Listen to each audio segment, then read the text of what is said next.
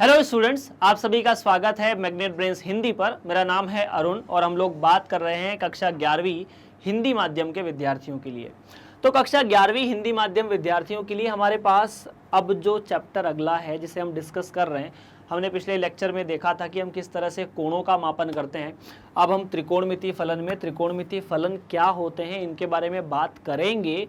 लेकिन आप सभी बच्चों को यहाँ पर एक बात मैं फिर से बता दूं, जो बच्चे नए हैं उन्हें पहली बार बता दूं कि मैग्नेट ब्रेन्स आप सभी बच्चों को पूरी तरह से स्कूली शिक्षा फ्री कराता है। आप जो भी पढ़ते हैं यहाँ पर आपकी किताब के एनसीईआरटी के हिसाब से एक एक सवाल जो अभी हम पढ़ने वाले हैं आने वाला है। एक एक प्रश्न जो आपको दिखाया जाएगा, समझाया जाएगा, उसमें आपको बस इतना सा ध्यान रखना है कि आप बस पढ़ते जाइए, समझते जाइए और इस चीज़ को जो आप पढ़ रहे हैं उसे शेयर, सब्सक्राइब, लाइक करते जाइए ताकि हमें भी अच्छा लगे। शुरुआत करेंगे। आज हम लोग त्रिकोणमितीय फलन से शुरुआत करने की कोशिश कर रहे हैं और देखते हैं त्रिकोणमितीय फलन होता क्या है। तो बेसिकली देखो यार, आप लोगों ने कक्षा 10वीं में समकोण त्रिभुज के साथ त्रिकोणमितीय फलन पढ़ने की कोशिश की थी। वहां आपने देखा था कि एक त्रिभुज है, उसके अंदर एक कोण जो है वो समकोण है, बाकी के जो दो कोण है वो न्यून कोण है। सीधी सीधी बात है। अब उस केस में आपने त्रिभुज के माध्यम से त्रिकोणमितीय फलन समझा था, है ना। यहां पर हम लोग बात करेंगे वृत्त के माध्यम। शुरुआत वृत्त के माध्यम से होगी, हालांकि बनेगा तो वहां पर भी त्रिभुज, लेकिन कुछ स्पेशल भी होने वाला है। तो वन बाय वन चीजें की शुरुआत करते हैं। मुझे उम्मीद है कि आप सभी बच्चों को इतना जरूर पता है। चलिए मैं फिर से बता देता हूं। मान लीजिए एक त्रिभुज है, ये त्रिभुज समकोण त्रिभुज है। समकोण त्रिभुज मतलब इस कोण के अंदर एक कोण जो है वो 90 डिग्री का है। इस त्रिभुज के सामने की जो भुजा है उसे मैं लंब कहता हूं, ये आधार है और ये कर्ण है, ऐसा है। उसके बाद आपने पढ़ा होगा कि चूंकि हम लिखते हैं एक तो साइन थीटा, एक लिखते हैं कॉस थीटा और एक लिखते हैं टेन थीटा। तो साइन थीटा क्या होता है? साइन थीटा जो कोण के सामने वाली भुजा है जिसे अपन लंब कहते हैं, बटा कर्ण, है ना। कॉस थीटा क्या होता है? जिस पर कोण टिका हुआ है जिसे आधार कहा जाता है, बटा कर्ण, और इन दोनों का अनुपात लेने पर P और B आ जाता है टेन थीटा। उसके बाद तीन नए और अनुपात थे। साइन थीटा का उल्टा कोसेक थीटा, तो यहां पर H बटा P आ जाएगा क्योंकि ये साइन थीटा का उल्टा है। उसके बाद आपने ये देखा, उसके बाद देखा कि कॉस थीटा का उल्टा तो सेक थीटा। सेक थीटा का मतलब H बटा B, यही था ना। और उसके बाद आखिरी कॉट थीटा। कॉट थीटा मतलब इसका उल्टा, तो P नीचे B ऊपर, तो B बटा H, है ना। ये रिवाइज कराने की जरूरत तो मतलब मुझे उम्मीद है आप लोग समझ चुके होंगे क्या मैं कहना चाहता हूं। अच्छा, अगर यहीं पर, है ना, मैं कहूं कि कोण जो है वो थोड़ा सा बड़ा है, मतलब ये जो कोण है ये न्यून कोण है आपके हिसाब से, तो बोलोगे हाँ सर, अगर कोण 90 डिग्री से बड़ा हो जाए तो क्या करेंगे? त्रिकोणमिति की जो परिभाषा दी जाती है उसमें कहा जाता है कि ये त्रिभुजों की जो गणना है वो करता है। तो त्रिभुजों की गणना में सिर्फ समकोण त्रिभुज ही आता है क्या? समकोण के अलावा इसमें तो अधिक कोण भी आ सकता है, न्यून कोण भी आ सकता है। तो त्रिकोणमिति अब समकोण त्रिभुज पर या सिर्फ समकोण त्रिभुज पर आधारित नहीं है, अब त्रिकोणमिति समकोण त्रिभुज से बाहर भी निकलेगी। इसको आगे बढ़ाने के लिए मैं आपको कुछ चीजें फटाफट बताता हूं। उसमें सबसे पहला ये है जो आप देखने की कोशिश कीजिएगा, एक शब्द होता है इकाई वृत्त। ये शब्द आपको देखने को कई सारे सवालों में मिल जाएगा। इकाई वृत्त का मतलब है ऐसा वृत्त जिसकी त्रिज्या 1 इकाई हो। ऐसा वृत्त जिसकी त्रिज्या 1 इकाई हो, इसे हम इकाई वृत्त कहते हैं। इस तरह से ये वृत्त बनता है, ऐसा वृत्त जिसकी त्रिज्या 1 इकाई हो। तो यहां से यहां तक आप जाओगे, O से आप A चले जाओ, B चले जाओ, C चले जाओ या D चले जाओ। हालांकि आपको यहां पर थोड़ा गड़बड़ दिख रहा होगा, लेकिन बनाने पे ठीक मत जाओ, भावनाओं पे चले जाओ।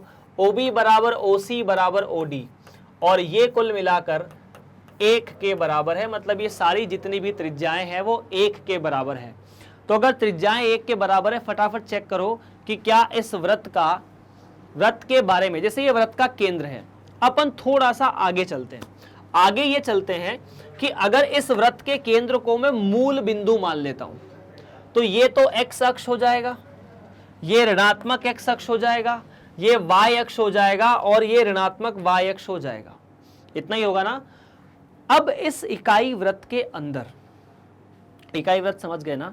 अच्छा, कोई भी एक बिंदु है, कहीं पर भी मान लो, एक बिंदु आपने मान लिया, जैसे यहां पर है, जहां आपकी मर्जी, जहां आपका मन पड़े वहां उस बिंदु को मान सकते हो आप। जैसे मान लो हमने एक बिंदु यहां मान लिया, ये जो बिंदु है, यहां से आप मूल बिंदु को जोड़िए, यहां से एक लंब डालिए, तो ये एक जो लंब है ये 90 डिग्री का कोण बनाएगा। जैसे मान लीजिए ये बिंदु M है और इसे अपन ने N कहा, तो त्रिभुज NMO हमेशा एक समकोण त्रिभुज होगा। चाहे ये बिंदु यहां पर हो तो यहां पर भी समकोण बनेगा, यहां पर होगा तो यहां पर भी आप समकोण बना देंगे, यहां होगा तो यहां पर भी आप समकोण बना देंगे। मतलब जो ये इकाई वृत्त त्रिभुज बना रहा है वो सारे के सारे त्रिभुज यहां पर समकोण बन रहे हैं। इसका मतलब मैं हर एक त्रिभुज में कुछ ना कुछ कोण परिभाषित कर सकता हूं, हाँ या ना। तो चलिए इस चीज़ को समझते हैं, इन चीज़ों को समझते हैं, इन चीज़ों को जानने की कोशिश करते हैं इकाई वृत्त के माध्यम से। मान लीजिए एक बिंदु है जो इकाई वृत्त की परिधि पर घूमता है, ऐसे एक बिंदु है जो इकाई वृत्त की परिधि पर घूमता है। जैसे यहाँ से शुरू होगा, ऐसे घूमना शुरू होगा, ऐसे ऐसे ऐसे ऐसे ऐसे। तो जैसे जैसे इसकी परिधि पर घूमेगा, ऐसे ऐसे बिंदु का हर बिंदु पर अलग अलग कोण बनेगा। यहाँ एक अलग कोण बनेगा मूल बिंदु के साथ, एक यहाँ अलग कोण बनेगा मूल बिंदु के साथ, एक यहाँ अलग कोण बनेगा मूल बिंदु के साथ। और कोण को देखने के हम दो नजरिए देख चुके हैं। पहला नजरिया धनात्मक, दूसरा ऋणात्मक। धनात्मक कोण मतलब अगर मैं कोण को धनात्मक x अक्ष के साथ घड़ी की विपरीत दिशा में नापता हूं तो वो कोण धनात्मक कहलाता है। वहीं पर अगर धनात्मक x अक्ष के साथ में घड़ी की दिशा में कोण को नापता हूं तो वो ऋणात्मक कोण कहलाता है। चलिए तो इस चीज पर और थोड़ा सा प्रकाश डालते हैं। अगर आपको ये चीज देखनी है, समझनी है इकाई वृत्त को, तो आप देख सकते हैं, समझ सकते हैं, इसमें कोई चिंता की बात नहीं है। अगर आपको कोई परेशानी है तो ठीक है सर। तो इकाई वृत्त का कॉन्सेप्ट क्लियर है। ऐसा वृत्त जिसकी त्रिज्या 1 इकाई हो और साथ ही साथ इस वृत्त को जो केंद्र है वो मूल बिंदु पर लिया जाएगा जब हम इस चीज को समझ रहे हैं और समझने की कोशिश कर रहे हैं। चलो तो अब मैं आपको दिखाता हूं इसमें साइन एक्स की फीलिंग। सबसे पहले इसको हटाते हैं, बहुत खतरनाक हमने इस वृत्त को बना लिया था। और अब बात करते हैं हम लोग साइन एक्स के बारे में। देखो यार, ये एक्स अक्ष है, ये मतलब ये एक्स और वाई अक्ष है दोनों, और इन दोनों अक्षों में अगर अपन बात करते हैं तो मुद्दे की बात यह आती है कि यहां पर एक वृत्त है ऐसा जिसे आप इकाई वृत्त कहते हो, जिसकी त्रिज्या, हालांकि त्रिज्या 1 इकाई ना हो तो भी ठीक है, चिंता की कोई बात नहीं है। और ये O है, ये धनात्मक x अक्ष है और ये इधर ऋणात्मक x अक्ष है। हम लोग पढ़ने वाले हैं आने वाले अध्यायों में कि वृत्त का केंद्र अगर मूल बिंदु होता है तो उसका समीकरण क्या होगा, लेकिन अभी हम लोग सिर्फ और सिर्फ इस पर कॉन्सेंट्रेट कर रहे हैं। अच्छा, आप शुरुआत करते हैं साइन एक्स के साथ। साइन एक्स है ना, साइन एक्स क्या होता है, आधार बटा कर्ण या लंब बटा कर्ण। तो अगर साइन एक्स लंब बटा कर्ण होता है तो शुरुआत अपन ना ये वाले ए वाले बिंदु से करते हैं, ए वाले बिंदु से करते हैं। मान लीजिए कि ये जो ए वाला बिंदु है वो यहीं पर है, तो अपन को एक्स या कोण कहां से मेजर करना है, कोण का मापन हमें धनात्मक एक्स अक्ष के साथ करना है, मतलब ये वाले एक्स के अक्ष के साथ करना है। हमें इसी के साथ कोण का सारा मापन करना है। आपको बहुत कुछ चीज समझ में आ जाएगी। अच्छा, अब एक छोटी सी बात बताओ मुझे कि अगर ऐसा कुछ किया जाए, मान लीजिए बिंदु अभी यहीं पर है, ए बिंदु पर ही है, तो ये एक्स अक्ष के साथ कितना डिग्री कोण बनाएगा, 0 डिग्री। एक्स अक्ष के साथ कितना डिग्री कोण बनाएगा, 0 डिग्री। तो 0 डिग्री पर अब आप देखिए कि त्रिभुज तो बन नहीं रहा है, त्रिभुज नहीं बन रहा है, तो त्रिभुज का जो लंब है वो 0 है। ठीक है, तो अगर मैं बात करता हूं साइन 0 की, तो चूंकि साइन 0 में लंब 0 है इसीलिए इसका मान 0 आ जाता है। देखो त्रिभुज तो बन नहीं रहा, त्रिभुज नहीं बन रहा मतलब ऐसे ये धनात्मक एक्स अक्ष है, ये ओ ए रेखा है, तो दोनों के बीच कोण 0 है इसीलिए लंब नहीं बन रहा। जैसे जैसे ये ए बिंदु ऊपर चढ़ेगा त्रिभुज बनना शुरू होगा। तो मान लीजिए ओ बिंदु या ए बिंदु कहीं यहां आ गया, इसे अपन अभी बी बिंदु बोल देते हैं। ए बिंदु घूमकर यहां आ गया। हमने जो कोण बनाया वो धनात्मक एक्स अक्ष के साथ बनाया था, कुछ इस तरह से। मतलब जो कोण है हमारा वो ऐसा हमने मापन किया है, धनात्मक एक्स से थोड़ा सा ऊपर। क्या इस कंडीशन में कर्ण बदला? पर अभी रुकिए, कर्ण कहां से बदलेगा? मैं बी बिंदु से एक लंब डालता हूं यहां पर, इसका नाम है एम। क्या नाम है? एम। तो बी एम ओ क्या एक समकोण त्रिभुज है? हां, क्यों? क्योंकि यहां पर ये लंब है। बी एम ओ क्या है? एक समकोण त्रिभुज है, यहां पर वो लंब है। अच्छा, बी एम ओ समकोण त्रिभुज है, यहां पर वो लंब है। तो जैसे ही अब आप देखिए कि अगर आप इस कोण को थीटा बोलते हैं, है ना, तो इस केस में साइन थीटा क्या होगा सर? साइन थीटा ये बी एम होगा, और मतलब आधार जो होगा, ऐसे समझ सकते हैं कि जो कर्ण होगा वो बी एम होगा, आधार एम ओ होगा, और जो कर्ण है वो हमेशा धनात्मक है। लंब और आधार, ये लंब बी एम है, ये आधार एम ओ है, और हमेशा जो कर्ण है वो ओ बी है। ठीक है। अच्छा, अगर आप यहां पर साइन थीटा लिखना चाहते हैं तो साइन थीटा बी एम और ये बटा ओ बी। ओ बी हमेशा धनात्मक है, मतलब इसकी जो त्रिज्या है वो धनात्मक रहेगी। इसको ऐसे मान के चलना है कि त्रिज्या जो है, वृत्त घूमता जाएगा, त्रिज्या धनात्मक रहेगी। अच्छा, इस केस में बी एम के बारे में बताइए। ये जो बी एम है, क्या ये धनात्मक एक्स अक्ष से ऊपर है? हाँ, एक्स अक्ष से ऊपर जितने भी y के मान होते हैं वो धनात्मक होते हैं। एक्स अक्ष के ऊपर जितने भी मान y अक्ष के हैं वो सारे धनात्मक हैं। एक्स अक्ष के नीचे सारे ऋणात्मक हैं। अगर आप y अक्ष के राइट में जाएंगे तो x हमेशा धनात्मक है, इधर जाएंगे तो ऋणात्मक है। इसको ऐसे समझ सकते हो कि x अक्ष के ऊपर अगर हम जाएंगे तो पॉजिटिव y है, x अक्ष के नीचे नेगेटिव y है। ये y अक्ष है। y अक्ष के राइट साइड में हम कह सकते हैं कि इधर अगर हम जाएंगे तो x जो है वो सदैव धनात्मक है, इधर जाएंगे तो जो x है वो ऋणात्मक है। इसका मतलब ये MO धनात्मक है, BM धनात्मक है, OM तो हमेशा धनात्मक है ही। मतलब साइन थीटा धनात्मक है। साइन थीटा धनात्मक है, बिल्कुल धनात्मक है, चिंता की कोई बात नहीं है। चलिए ठीक है, आगे बढ़ते हैं। आगे बढ़ते बढ़ते हम लोग पहुंचे यहां पर। मान लीजिए हम मतलब ऐसे आगे बढ़ते गए, बिंदु आगे बढ़ता गया, बिंदु आगे बढ़ता गया, हम लोग पहुंचे सी बिंदु पर। तो सी बिंदु पर क्या होगा? सी बिंदु पर क्या होगा आप ध्यान से देखिए। हम कोण कहां से नापेंगे? यहां से। तो ये कोण तो 90 डिग्री हो जाएगा। सी बिंदु, यहां पर बिंदु पहुंच चुका है। ये ए ओ से हमें कोण नापना है, कहां तक? सी ओ का, तो 90 डिग्री हो गया।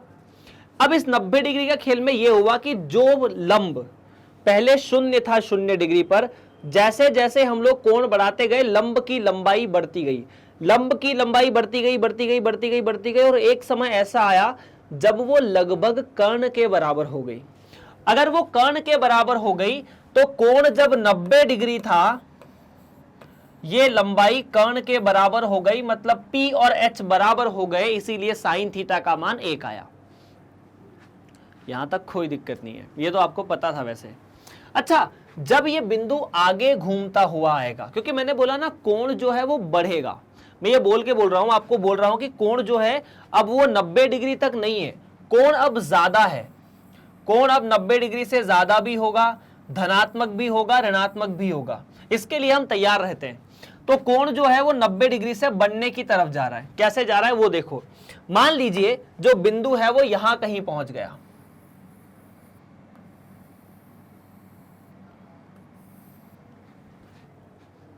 वही आपने लंब डाला, ये ये मान लीजिए डी बिंदु था, ये एन बिंदु था।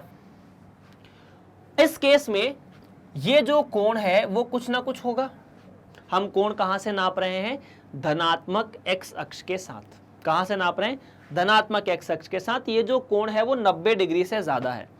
अच्छा ठीक है, अब इस 90 डिग्री से ज्यादा के मान में अब आप देखिए कि ये जो लंबाई है वो एक्स अक्ष के ऊपर है। ये जो लंबाई है वो एक्स अक्ष के ऊपर है। ये जो लंबाई है वो कहां? एक्स अक्ष के ऊपर है। मतलब जो कर्ण होगा या जो लंब होगा वो सदैव धनात्मक रहेगा। लेकिन ये जो लंबाई आई है ये y अक्ष के लेफ्ट साइड में आई है, तो ये ऋणात्मक हो जाएगी, ये धनात्मक हो जाएगी। बता देता हूं मैं फिर से क्या करना है। हम ये जो लंबाई है ना, हम y अक्ष के उधर x अक्ष को धनात्मक ले रहे हैं, तो इधर तो ये ऋणात्मक आएगा, तो ये लंबाई ऋणात्मक, x अक्ष के ऊपर है ये, तो ये धनात्मक। मतलब द्वितीय चतुर्दांश में ये प्रथम चतुर्दांश है, ये द्वितीय चतुर्दांश है। प्रथम चतुर्दांश 0 से 90, द्वितीय चतुर्दांश 90 से 180। तो द्वितीय चतुर्दांश में P पॉजिटिव, B नेगेटिव, इस पे डिस्कस करेंगे, चिंता की कोई बात नहीं है।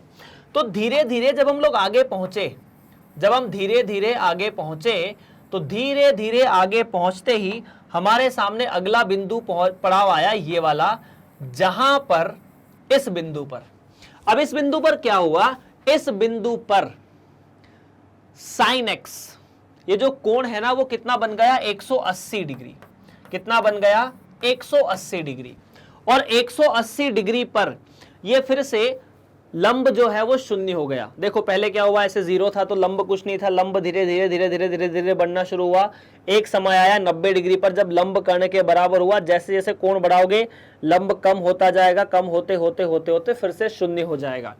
तो इस कंडीशन में लंब शून्य हो गया, तो साइन 180 डिग्री का मान भी 0 हो गया। कितना हो गया, 0 हो गया। ठीक है सर, ठीक है।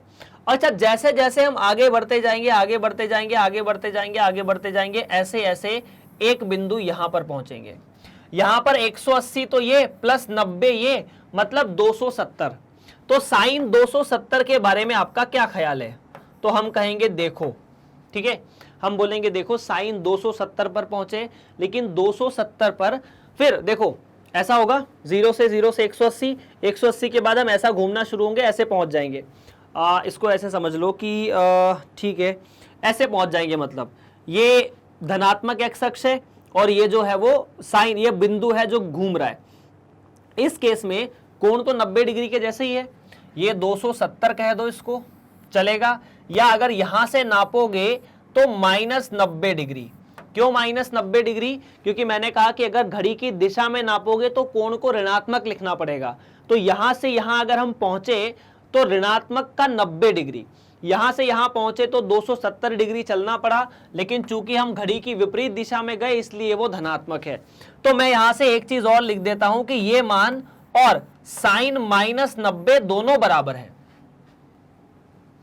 ये मान और साइनस माइन, अभी तो ये चीज देखेंगे लेकिन धीरे धीरे देखने की कोशिश करें। देखो ये वाली जो रेखा है, यहां पर आप यहां से भी पहुंच सकते हैं और यहां से भी पहुंच सकते हैं। अगर यहां से पहुंचोगे तो 270 डिग्री का कोण लगेगा, पर किस दिशा में, घड़ी की उल्टी दिशा में। अगर घड़ी की उल्टी दिशा में लगेगा तो वो धनात्मक है। अगर यहां पहुंचोगे तो 90 डिग्री का कोण लगेगा, 90 डिग्री का मतलब है घड़ी की दिशा में, इसीलिए वो ऋणात्मक है। अब ध्यान देने की बात है कि चूंकि x अक्ष के ऊपर y धनात्मक था तो x अक्ष के नीचे y ऋणात्मक है, तो जो मान यहां 1 आ रहा था वो यहां कितना आएगा, -1 आएगा, इसीलिए ये मान यहां -1 आएगा। फिर धीरे धीरे धीरे धीरे धीरे धीरे साइन x आगे बढ़ा, यहां पहुंचा, यहां पर फिर से, मतलब इसने पूर्ण व्रत खत्म कर दिया। ऐसे चल के क्या खत्म कर दिया, पूर्ण व्रत। और पूर्ण व्रत खत्म करते इसको पता चला कि मैं तो 360 डिग्री चल दिया हूं। कितना, 360 डिग्री चल दिया हूं। जैसे 360 डिग्री चलूंगा तो वहीं पहुंच जाऊंगा जहां पहले था, मतलब उसी कंडीशन में जहां 0 डिग्री कोण बनाया था, तो साइन 360 भी 0 होता है। क्या इतनी बात क्लियर है? तो देखो हमने कुछ 4-5 मानों के बारे में बात की अभी तक। साइन 0 से 90 पहुंचा, 90 से 180, 180 270, 270 से 360। अब अच्छा, अब वापस जैसे ही वो यहां से आगे बढ़ेगा, ये तो वही पुरानी वाली कहानी रिपीट हो जाएगी, बार बार हो जाएगी। मतलब ऐसा है, समझने की बात यहां एक छोटी सी है।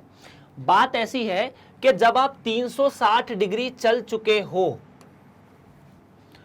उसके बाद मान लीजिए आप फिर से कोई थीटा डिग्री कोण चल जाते हो, आप फिर से कोई थीटा डिग्री कोण चल जाते हो, तो फर्क नहीं पड़ता। साइन में आपने कहा कि 360 डिग्री चल गए, तो 360 डिग्री चलने पर तो यहीं पहुंच गए थे, जहां से चले थे वहीं पहुंच गए थे ना। अगर जहां से चले थे वहीं पहुंच गए थे, इसका मतलब 360 का तो कोई मतलब है नहीं, इसका मतलब सिर्फ है कि आप चले हो थीटा। तो ये एक पहला फॉर्मूला जो आपको यहां पर बताया जा सकता है। मतलब 360 से ऊपर इतना चले, अब यहां तक तो जहां पहुंचे वहीं पहुंच गए जहां से शुरुआत की थी, तो वास्तव में तो इतना ही चले ना। तो sine 360 plus theta is equal to sine theta, ये पहला सूत्र है जो आपके काम देगा। ये हम लोग इकाई वृत्त के अंदर बातें कर रहे हैं। किस में बातें कर रहे हैं? इकाई वृत्त में बातें कर रहे हैं। और आगे बढ़ते हैं, चलिए। तो इसमें मतलब मैं इसे हटाने की कोशिश में हूँ, मुझे उम्मीद है कि आपको यहाँ बहुत सी चीज़ें समझ में आ जाएगी। चलिए, तो यहाँ पर इकाई वृत्त में हम लोग कुछ चीज़ें और देखते हैं। बहुत कुछ है, मतलब इसमें देखने के लिए बहुत कुछ है ना। हम अभी सिर्फ और सिर्फ साइन थीटा के बारे में बात कर रहे हैं। आप साइन थीटा और कॉस थीटा को समझ जाएंगे तो आप बाकी सब चीज़ों को समझ जाएंगे, क्योंकि बाकी सब हम साइन थीटा और कॉस थीटा से बना लेते हैं। ये है जीरो। अभी अपन बात करेंगे शुद्ध रूप से रेडियन मापन में। किसमें बात करेंगे? रेडियन मापन में। क्यों? क्योंकि रेडियन मापन ही हमें काम का है, हम ज्यादा उसी के बारे में बात करेंगे। ये होता है रेडियन मापन में पाई बटा 2। 90 डिग्री का मतलब पाई बटा 2 है। हमने उस दिन निकाल के भी देख लिया था, हमने उस दिन निकाल कर भी देख लिया था कि 90 डिग्री का मतलब पाई बटा 2 होता है। उसके बाद ये है पाई, कितना? पाई। और ये है 3 पाई बटा 2। देखो कुछ नहीं है, ये पाई बटा 2, पाई बटा 2 में पाई बटा 2 जोड़ा तो पाई, फिर इसमें पाई बटा 2 जोड़ा तो पाई प्लस पाई बटा 2 मतलब 3 पाई बटा 2। इसमें फिर से पाई जोड़ोगे तो 0 का मतलब 2 पाई भी हो जाएगा। 2 पाई मतलब जहां से चले थे वहीं वापिस पहुंच गए। इतना क्लियर है? अगर क्लियर है तो आपको यह बात भी पता चल चुका होगा कि 0 पर साइन का मान 0 होता है, पाई पर साइन का मान 0 होता है, पाई बटा 2 पर साइन का मान 1 होता है, 3 पाई बटा 2 पर साइन का मान -1 होता है। इतना क्लियर है क्या? अगर इतना क्लियर है तो मतलब ये साइन के मैंने 4 मान लिखे हैं। अब कुछ एक छोटे से फॉर्मूले की तरफ बढ़ते हैं, उस पर बात करते हैं। फॉर्मूला हमने ये पढ़ा है अभी से थोड़ी देर पहले तक, ठीक है? थोड़ी देर पहले तक मैंने ये फॉर्मूला पढ़ा था कि अगर मैं साइन एक्स के बारे में बात करता हूं और अगर मैं बात कर रहा हूं, जैसे मान लीजिए मैंने लिखा sine 2 pi plus theta, 2 pi plus theta मतलब साइन थीटा, मतलब 2 पाई के बाद आप जितना भी चलोगे वो तो उसी के बराबर है जो आप पहले से चल रहे थे, है ना। जैसे मान लीजिए ये कोण थीटा है, तो ये साइन थीटा मतलब ये थीटा था, पूरा का पूरा 2 पाई घूम गए फिर थीटा चले, तो वास्तव में उस 2 पाई का कोई मतलब है ही नहीं, हम जहां से चले वहीं पहुंच गए। तो 2 पाई का तो कोई मतलब यहां हमें दिखा नहीं, ठीक है, नहीं दिखा तो कोई बात नहीं, आगे बढ़ने की कोशिश करते हैं। अच्छा, साइन 2 पाई प्लस थीटा आपको पता चला।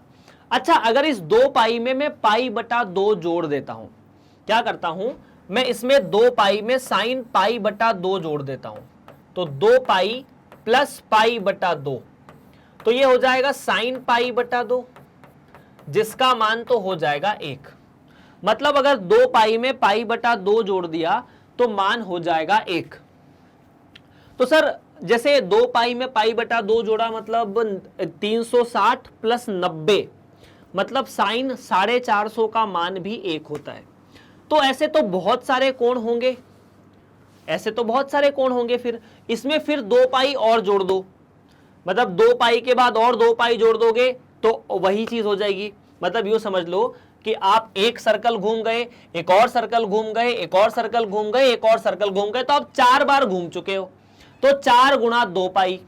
जैसे अगर आपसे कोई ऐसा कहे कि अगर आप साइन में 4 बार घूम चुके हो प्लस आपको थीटा लगा दिया जाए तो आप कहोगे 4 बार घूम के पहुंचे तो वही जहां से चले थे, इसलिए ये साइन थीटा के बराबर है।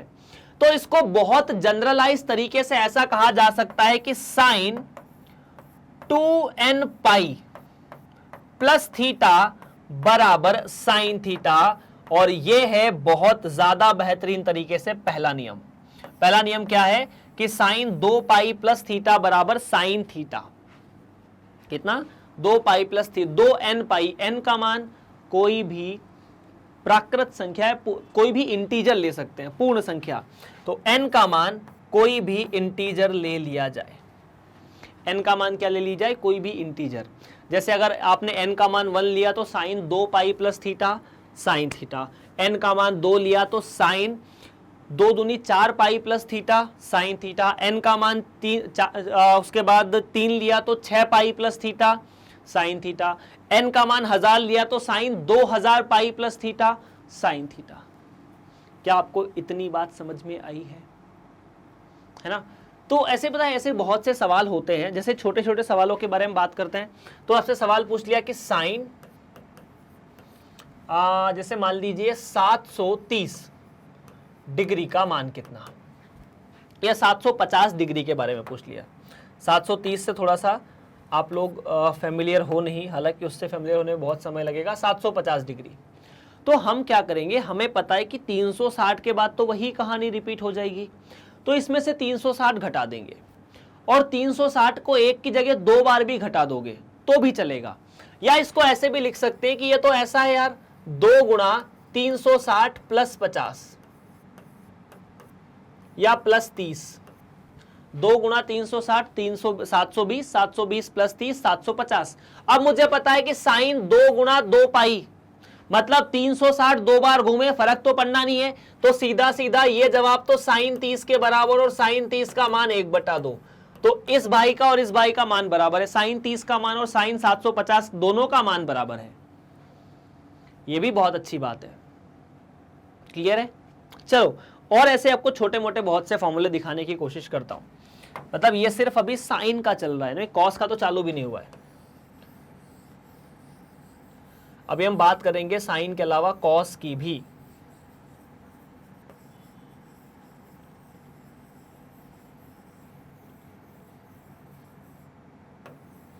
अच्छा ठीक है, इसे रहने देते हैं, इसे हटाते हैं और आगे बढ़ते हैं।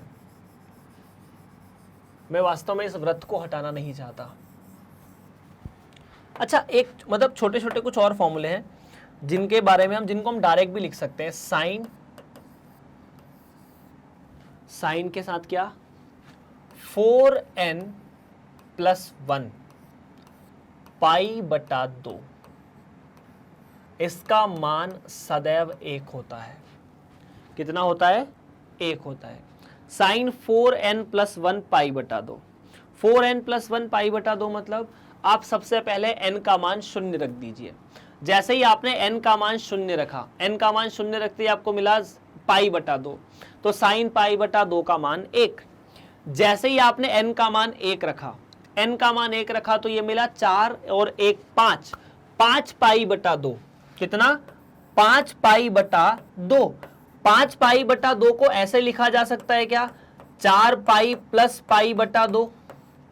इन्हें अलग अलग करोगे तो ये हो जाएगा 2 पाई प्लस पाई/2, और 2 पाई का तो वैसे फर्क कुछ मतलब निकलता नहीं है, नहीं निकलेगा तो इसकी जगह 5 पाई/2 की जगह में लिख दूंगा 2 पाई प्लस पाई/2, और 2 पाई का कोई मतलब नहीं है, सीधा सीधा पाई/2 और साइन पाई/2 1 आ जाएगा। ये बढ़िया सूत्र है, मतलब बड़े काम का है ये। ठीक है, अभी और देखो थोड़ा सा फिर। ये मतलब छोटे छोटे सूत्र आपको बताता रहा हूं, आपको बहुत जरूरत पड़ेगी इनकी, बहुत काम देंगे, इनको लिखते रहना ना। अच्छा, उसके बाद अपन अगले सूत्र के बारे में बात करते हैं जो ज्यादा उपयोगी है। उपयोगी ऐसा है कि अगर आपको बोला जाए कि साइन n पाई मतलब 0, मतलब आप n का मान 1 रखिए तो साइन पाई 0, n का मान 2 रखो तो साइन 2 पाई 0, n का मान 3 रखो तो साइन 3 पाई। 3 पाई में से 2 पाई हटा दो, बच गए पाई। ठीक है, n का मान -1 रखो, n का मान -1 रखा तो माइनस पाई का मतलब इस वाले अक्ष से इतना घूम जाओ, कहां पहुंचोगे, ये वाले मान पे 0। और ये बड़े काम की चीज है, क्योंकि ये हम लोग जब कोसेक को परिभाषित करते हैं तब इसमें जरूरत पड़ती है। अब मुझे पता है कि ये आपके लिए थोड़ा सा ज्यादा हो रहा है धीरे धीरे, है ना, लेकिन इसको समझना पड़ेगा। त्रिकोणमिति वैसे भी काफी बड़ा है, तो इतना अगर आपको बात समझ में आई है, n पाई बराबर 0, ठीक है, ओके। और उसके बाद एक ये वाली चीज भी बच जाती है, इसे भी कर ही लेते हैं। -1 कहां पर आएगा फिर? तो अगर लिखा जाए साइन 4n -1 पाई बटा 2, कितना लिखा जाए? साइन 4n -1 पाई बटा 2, तो ये हो जाता है -1। कितना? -1। तो साइन 4n -1 पाई बटा 2 हो जाता है -1। जैसे उदाहरण के लिए आपने सबसे पहले n का मान 0 रखा, तो 0 रखने पर यह मान बनेगा -पाई बटा 2। -पाई बटा 2 का मान हमें पता है, यहां से यहां तक -1। आपने n का मान 1 रखा, 1 रखते ही मिला 3, 4 -1 मतलब 3, तो 3 पाई बटा 2, 3 पाई बटा 2 ऐसे मेजर कर लो क्योंकि धनात्मक कोण है, तो -1 पर पहुंच गए। उसके बाद 2 रखोगे तो 7 पाई बटा 2, 7 पाई बटा 2 में से 2 पाई घटा दोगे तो 3 पाई बटा 2, 3 पाई बटा 2 पर फिर वही पहुंच जाएंगे। तो ये तो साइन एक्स के कुछ नियम थे। किसके नियम थे?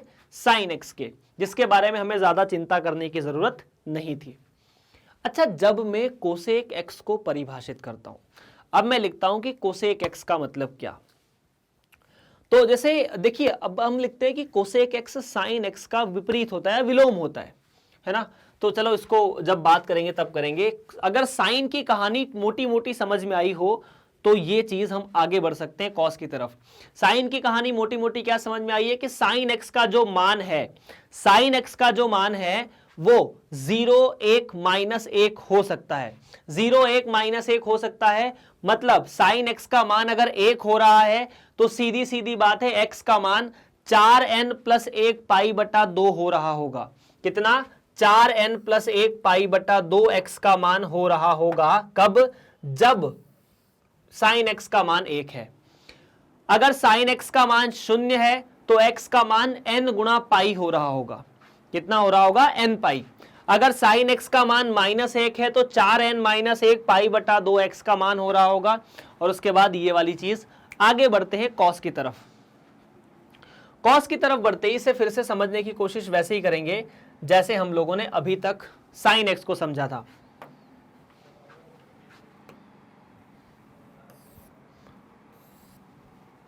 वही यूनिट सर्कल या इकाई वृत्त, है ना। देखो, अभी मेरी बात सुनना, ये O है, ये A है, ये B है, ये C है और ये D है। अगर आप कोण को यहां से मेजर करते हैं, अपन अब कॉसेक्स के बारे में बात करेंगे। किसके बारे में? कॉसेक्स के बारे में।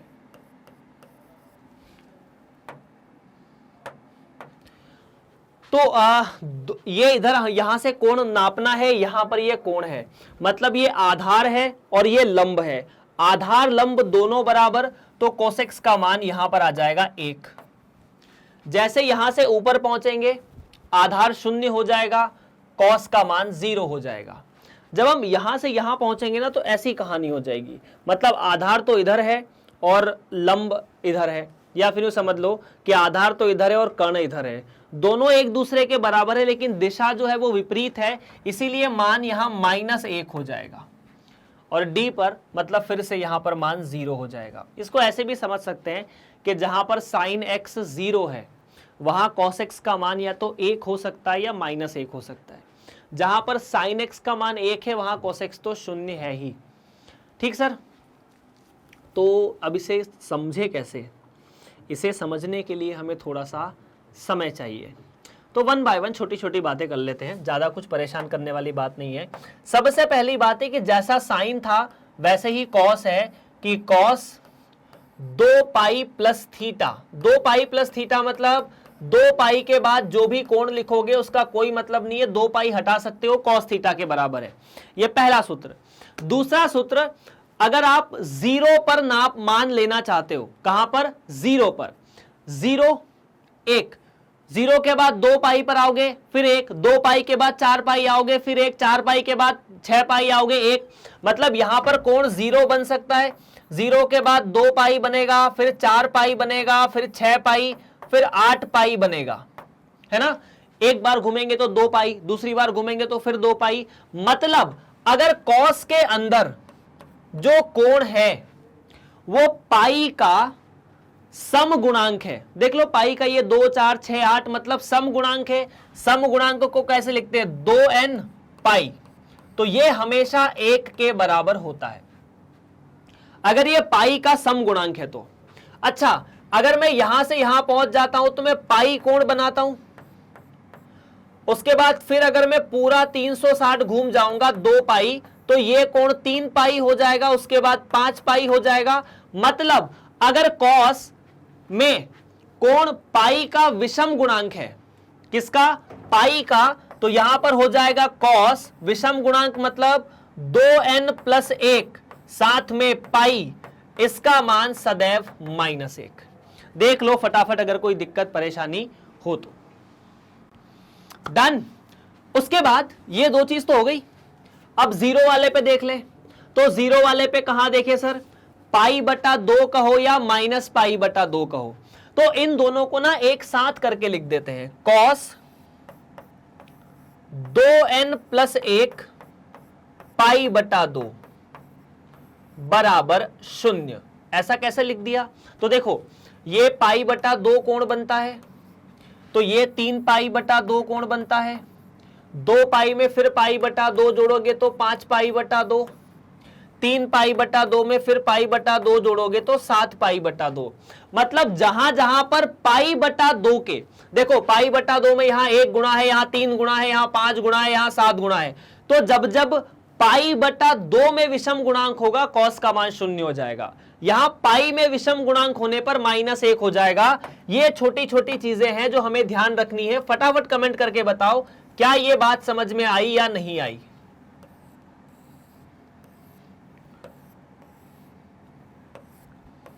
चार छोटे छोटे सूत्र हैं जो मैंने आपको अभी यहां पर बताए हैं कॉस के लिए। अभी तो हम सिर्फ समझ रहे हैं कॉस साइन क्या होता है, ठीक है। तो ये बेसिकली, हाँ एक बात है कि त्रिकोणमिति में आपको बहुत से फॉर्मूले याद रखने हैं। ट्रिग्नोमेट्री में जितने फॉर्मूले आप याद रख सकते हो उतना अच्छा होगा। जितने फॉर्मूले आप यहाँ देख रहे हो तो शुरुआत है, और ये बहुत जगह काम में आने वाले हैं, और इनको समझाने के लिए इससे ज़्यादा कुछ नहीं किया जा सकता। इनको तो वास्तव में ऐसा होता है कि कई जगह तो आपको सीधा लिखा दिया जाता है कि ऐसा ऐसा होता है, इसको याद कर लेना।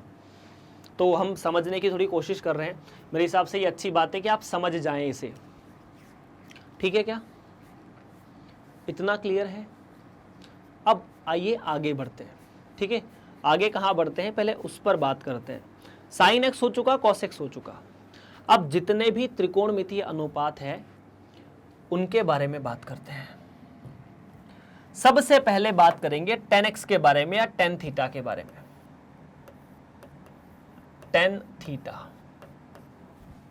tan थीटा लिखते समय मेरे हाथ sin x बटा cos x ऑटोमेटिकली लिख देते हैं, या sin थीटा बटा cos थीटा। तो अगर देखिए अपन इस चीज को जानते हैं कि हम 0 से भाग नहीं दे सकते, है ना। cos का मान 0 हो सकता है, इसीलिए आपने कक्षा 10वीं में पढ़ा था कि tan π/2 परिभाषित नहीं होता या अनंत होता है। वो क्यों होता है, क्योंकि cos π/2 0 हो जाता है, sin π/2 1 होता है, तो 1/0 अनंत होता है। तो ऐसे तो बहुत सारे कोण हैं जहां cos 0 हो जाता है, तो उन सभी पर tan परिभाषित नहीं होगा। इतना ठीक है। तो मैं यहां पर इस चीज को समझाने के लिए ऐसा लिख दूं क्या कि अगर tan को परिभाषित होना है तो cos थीटा 0 नहीं होना चाहिए। क्या नहीं होना चाहिए, 0 नहीं होना चाहिए। और मुझे पता है कि अगर cos थीटा 0 होता है तो थीटा का मतलब 2n + 1 π/2 होता है। कितना होता है, 2n + 1 π/2। तो 2n + 1 π/2 पर cos थीटा 0 हो जाएगा, जो नहीं होना चाहिए, तो थीटा ये नहीं होना चाहिए। इतना है, ठीक है। उसके बाद sec theta 1/cos theta. 1/cos theta में भी ये अपरिभाषित कब हो सकता है, जब cos थीटा 0 हो जाए। कोई भी चीज हर अंश और हर में है तो वो अपरिभाषित तभी होगी जब अंश 0 हो जाए। मतलब उसके अलावा तो और भी कारण हो सकते हैं जहां हर अंश भी या हर अपरिभाषित हो जाए, अंश अपरिभाषित हो जाए, लेकिन अगर ये समथिंग समथिंग है, एक तो अपरिभाषित नहीं हो सकता। कॉस थीटा अपरिभाषित हो सकता है या कॉस थीटा शून्य हो सकता है, तो कॉस थीटा कभी शून्य ना हो, मतलब थीटा कभी भी 2n+1 π/2 नहीं होना चाहिए। तो जब जब हम टेन थीटा को परिभाषित करेंगे या सेक थीटा को परिभाषित करेंगे, हम ये कहेंगे कि कॉस थीटा शून्य नहीं होना चाहिए, मतलब वो कोण जहां कॉस थीटा शून्य हो जाए वो नहीं चलेगा। क्या बात क्लियर है? उसी तरह अगर मैं कॉट थीटा के बारे में बात करता हूं, जो कि होता है साइन थीटा, या कॉट थीटा वास्तव में होता है कॉस थीटा बटा साइन थीटा, तो अगर ये कॉस थीटा बटा साइन थीटा होता है, या फिर आप कोसेक थीटा के बारे में बात कर सकते हैं, तो कोसेक थीटा में भी यही चीज है 1/sin थीटा। इन दोनों को क्लब करने के बाद आप हमेशा यही कहेंगे कि अगर ये दोनों परिभाषित होने हैं तो कहीं पर भी साइन थीटा का मान शून्य नहीं होना चाहिए। साइन थीटा कहां शून्य हो सकता है? n पाई पर। इसका मतलब थीटा कभी भी n पाई नहीं होना चाहिए। तो अगर मैं आपसे पूछूं कॉट थीटा कहां परिभाषित नहीं होगा, तो पाई के गुणांकों पर, है ना। कोसेक थीटा कहां परिभाषित नहीं होगा? जहां पर थीटा n पाई होगा। और ये नई तरह से परिभाषा आपके सामने बाकी के चारों त्रिकोणमितीय अनुपातों के लिए निकल कर आती है कि चारों त्रिकोणमितीय फलन के अनुपात कहां परिभाषित होंगे, कहां परिभाषित नहीं होंगे। क्या बात क्लियर है? ये हमारे लिए काफी काम का है अभी तक। तो कहां परिभाषित होंगे, कहां परिभाषित नहीं होंगे। चलिए, तो इतना क्लियर है। अगर इतना क्लियर है तो आगे बढ़ते हैं फिर अगले कॉन्सेप्ट की तरफ। अगला कॉन्सेप्ट है इन त्रिकोणमितीय अनुपातों के चिन्ह क्या होंगे। शायद हमें वही पढ़ना है। क्या ये चीज क्लियर है? अगर नोट करना है तो नोट कर सकते हैं।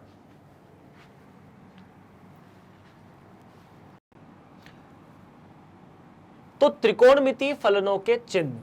अब इसमें सबसे बड़ी समस्या है कि सर हमने, जैसे आप लोग याद कीजिए कि अनुपात आपने पढ़े थे, तो अनुपात में आपने देखा था कि sine theta, cos theta, tan theta, cot theta, cosec theta और सेक थीटा सभी के मान की वो टेबल याद है, एक सारणी थी कक्षा 10वीं की किताब में, हर किताब में होती है वो सारणी। उन सारणी में जो जो मान लिखे थे वो सभी धनात्मक थे। लेकिन ऐसा कभी नहीं होता कि त्रिकोणमितीय चिन्ह के मान हमेशा धनात्मक हो, त्रिकोणमितीय फलन के मान हमेशा धनात्मक हो। यह निर्भर करता है कि आपका कोण कितना है। हर कोण पर या कोण के विभिन्न मानों पर हर त्रिकोणमितीय फलन के चिन्ह बदलते रहते हैं। जैसे हम लोगों ने देखा था कि चूंकि कक्षा 10वीं में जो कोण थे वो 0 से 90 डिग्री के बीच में ही थे। आपको कक्षा 10 में 120 डिग्री, 110 डिग्री, 105 डिग्री के बारे में नहीं बताया होगा, नहीं बताया था ना। इसीलिए आपको जितने भी अनुपात थे वो धनात्मक थे। मतलब 0 से 90 के बीच सारे के सारे अनुपात धनात्मक थे। लेकिन जब हम 90 डिग्री से आगे बढ़ते हैं तब बहुत से अनुपात ऋणात्मक होना शुरू होते हैं। अलग अलग समय पर कुछ धनात्मक होता है, कुछ ऋणात्मक होता है। जैसे मान लो शुरू में कोसेक tan x को बुरा लग जाएगा तो वो ऋणात्मक हो जाएंगे। बाद में tan x को अच्छा लगेगा तो sin x रूठ जाएगा। बाद में cos x को अच्छा लगने लगेगा तो tan x और sin x रूठ जाएंगे। ऐसा चलता रहेगा। बताता हूं अभी क्या होता है। एक व्रत बना लेते हैं अपन। सबसे पहले इकाई व्रत बना लेते हैं, तो उस इकाई व्रत के माध्यम से ही समझने की कोशिश करते हैं। और अब जो मैं बोल रहा हूं उसे ध्यान से सुनना। जैसे आपके घर से आपके दोस्त का घर अगर 5 किलोमीटर है तो आप उसे 5 किलोमीटर कह रहे हैं, तो आपके दोस्त से आपका जो घर है वो ऋण 5 किलोमीटर होगा, क्योंकि आपको एक दिशा बतानी होगी कि अगर मैं इस दिशा को धनात्मक ले रहा हूं तो इस दिशा को ऋणात्मक मुझे ऑटोमेटिकली लेना है ना। मैं ये नहीं बोल सकता, मैं ये नहीं बोल सकता कि अगर मैं भोपाल में खड़ा हूं तो यहां से 400 किलोमीटर या 500 किलोमीटर जाने पे दिल्ली आ जाएगी। दिल्ली जाने के लिए भोपाल से 500 किलोमीटर जाना तो है, लेकिन एक दिशा में जाना है। उस दिशा के अलावा दूसरी दिशा में जाओगे तो पता चलेगा नागपुर पहुंच जाओ, है ना, या नासिक पहुंच जाओ, मुंबई पहुंच जाओ, जो भी है। तो यहां पर दिशा का जो खेल है वो बड़ा इंपॉर्टेंट है। और दिशा का जो खेल है वो इंपॉर्टेंट इसलिए है क्योंकि ध्यान से देखियो, मान लो ये व्रत है। इस व्रत पर मैंने जैसा आप लोगों को बताया कि बिंदु यहां हो सकता है, अगर यहां हुआ तो साइन थीटा 0 कॉस थीटा 1, अगर यहां हुआ तो कॉस थीटा 0 साइन थीटा 1, अगर यहां बिंदु हुआ तो कॉस थीटा -1 साइन थीटा 0, अगर यहां बिंदु हुआ तो साइन थीटा -1 कॉस थीटा 0। अगर बिंदु यहां कहीं होता है, 1 बाय 1 मेरी सारी बातों को समझ लेना, ये मूल बिंदु है जिसे आप O कह रहे हैं। मान लीजिए ये A है और यहां से आपने एक लंब डाला है, इस वृत्त की एक त्रिज्या है, इस त्रिज्या का नाम है OA।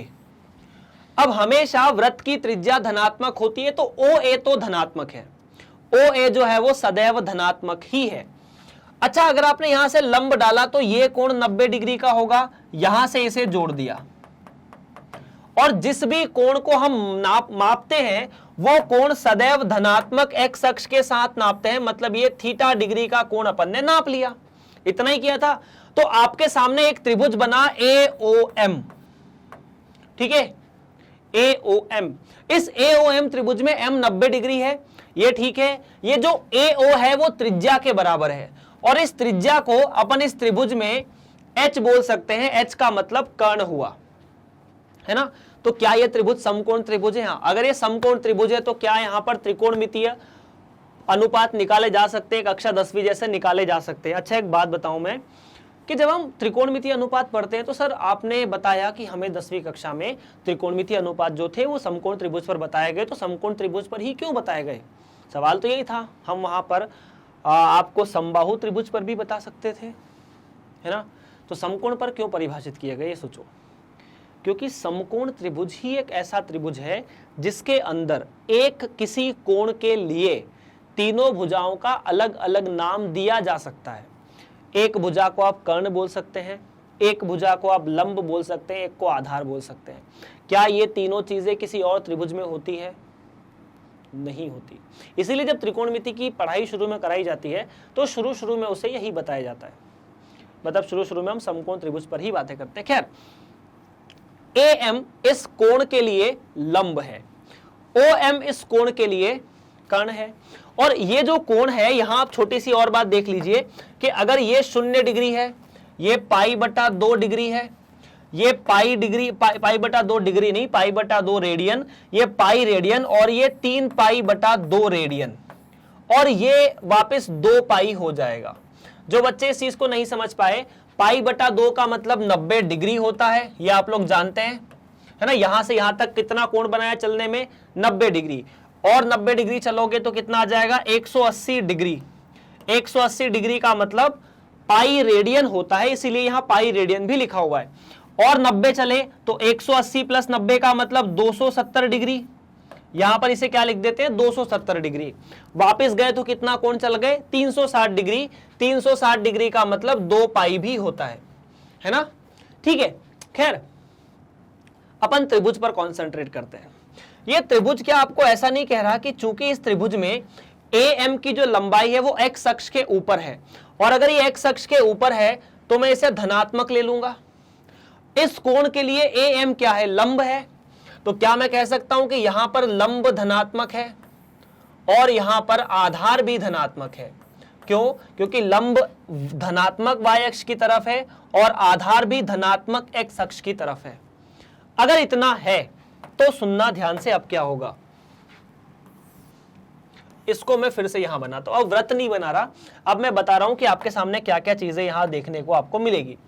पहला तो है ये 0 डिग्री या 0 रेडियन, ये π/2 रेडियन, और यहां कहीं होगा पाई रेडियन, ये 3 π/2 रेडियन, और ये 2 पाई रेडियन जो यहां पर दिया हुआ है।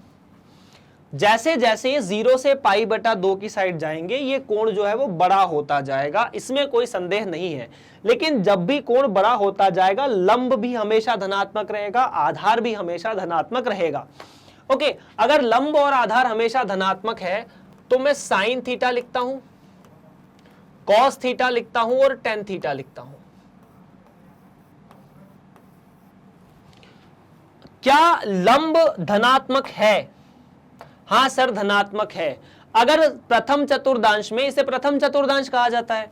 ये जो 4 टुकड़े होते हैं ना, उसमें से इस टुकड़े को प्रथम चतुर्थांश, इस टुकड़े को द्वितीय चतुर्थांश, इस टुकड़े को तृतीय चतुर्थांश और इस टुकड़े को चतुर्थ चतुर्थांश कहा जाता है ना।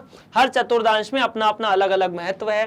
पहले चतुर्थांश में 0 से π/2, फिर π/2 से पाई से π/3 और 3 π/2 से 2 पाई। ये याद रखना। हाँ, आगे जो कहानी होने वाली है वो बड़ी उड़ने वाली है अगर ये याद नहीं रहते हैं तो। प्रथम चतुर्थांश में p धनात्मक, h तो सदैव धनात्मक, तो साइन थीटा जो कि होता है p/h, चूंकि p धनात्मक h धनात्मक, तो साइन थीटा भी 2 धनात्मक संख्याओं का अनुपात धनात्मक। वैसे ही cos थीटा b/h होता है, b धनात्मक, h तो सदैव धनात्मक, अपन बोल ही चुके हैं, तो ये धनात्मक। और चूंकि साइन थीटा धनात्मक, cos थीटा धनात्मक, तो tan थीटा जो कि साइन थीटा cos थीटा का अनुपात होता है हमेशा धनात्मक। मतलब प्रथम चतुर्थांश में साइन थीटा, cos थीटा और tan थीटा धनात्मक होते हैं। क्या होते हैं? अच्छा, अगर साइन थीटा धनात्मक है तो कोसेक थीटा तो साइन थीटा का उल्टा होता है, मतलब व्युत्क्रम होता है। तो चूंकि साइन धनात्मक तो कोसेक भी धनात्मक, cos धनात्मक तो कॉट भी, सेक भी धनात्मक, tan धनात्मक तो कॉट भी धनात्मक।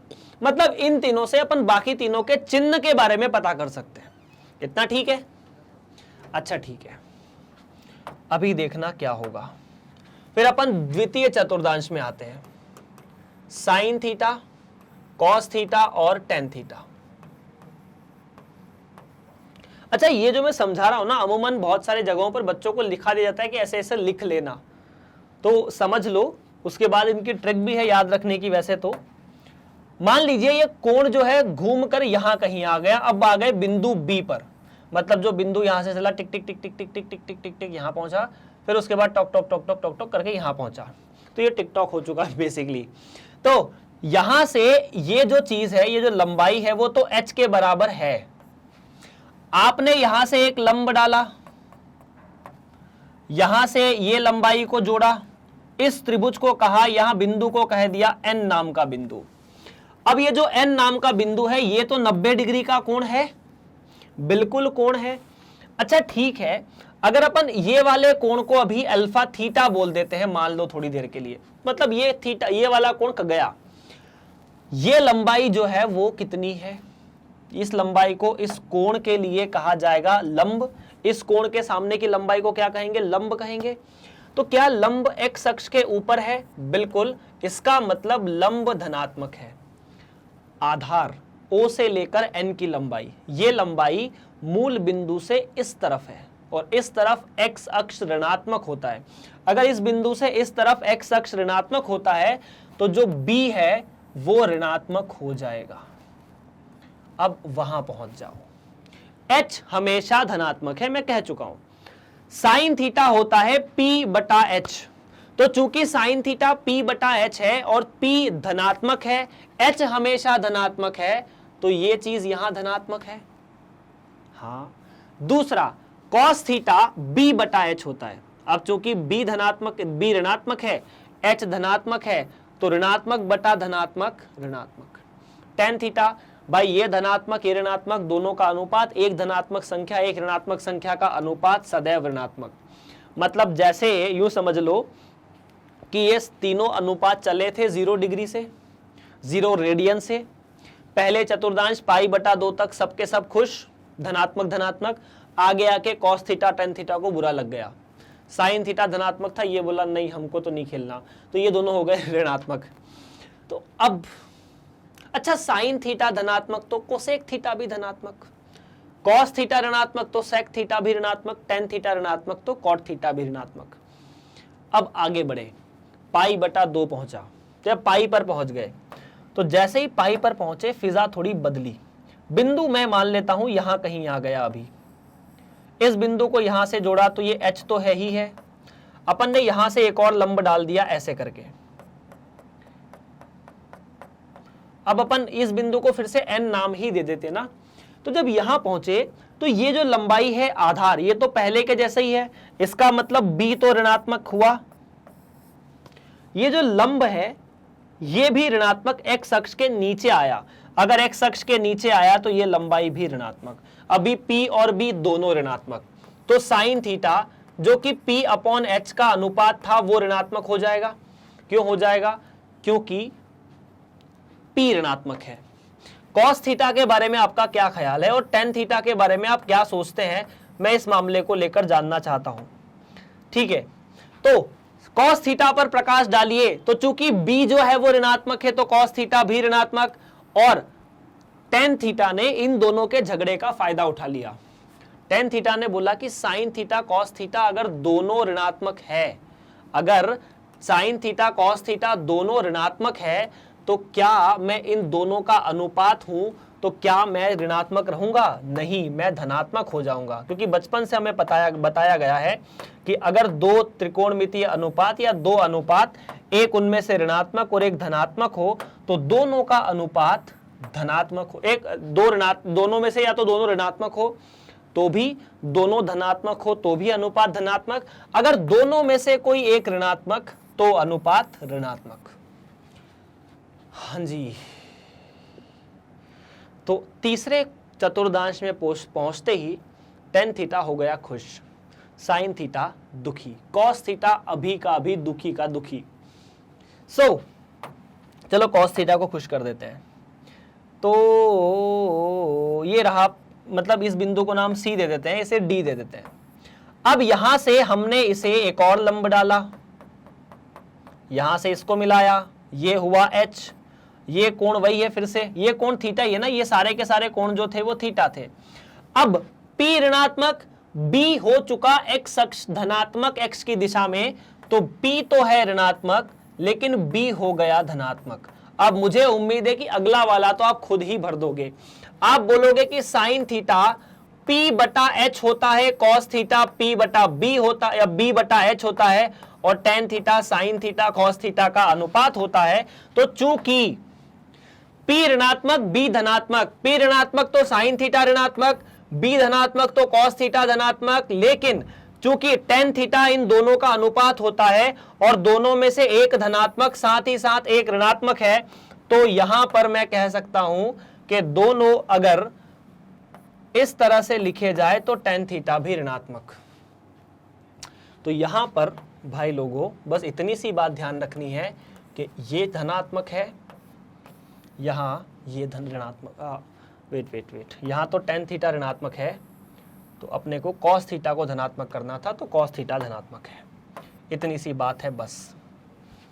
तो पहले में सभी, प्रथम चतुर्दांश में सभी धनात्मक, द्वितीय चतुर्दांश में साइन थीटा धनात्मक, साइन थीटा धनात्मक तो कोसेक थीटा धनात्मक, तीसरे चतुर्दांश में टेन थीटा धनात्मक, चूंकि टेन थीटा धनात्मक तो सेक कॉट थीटा धनात्मक, और अगर चौथे में जाएंगे तो कॉस थीटा धनात्मक। बात क्लियर है क्या?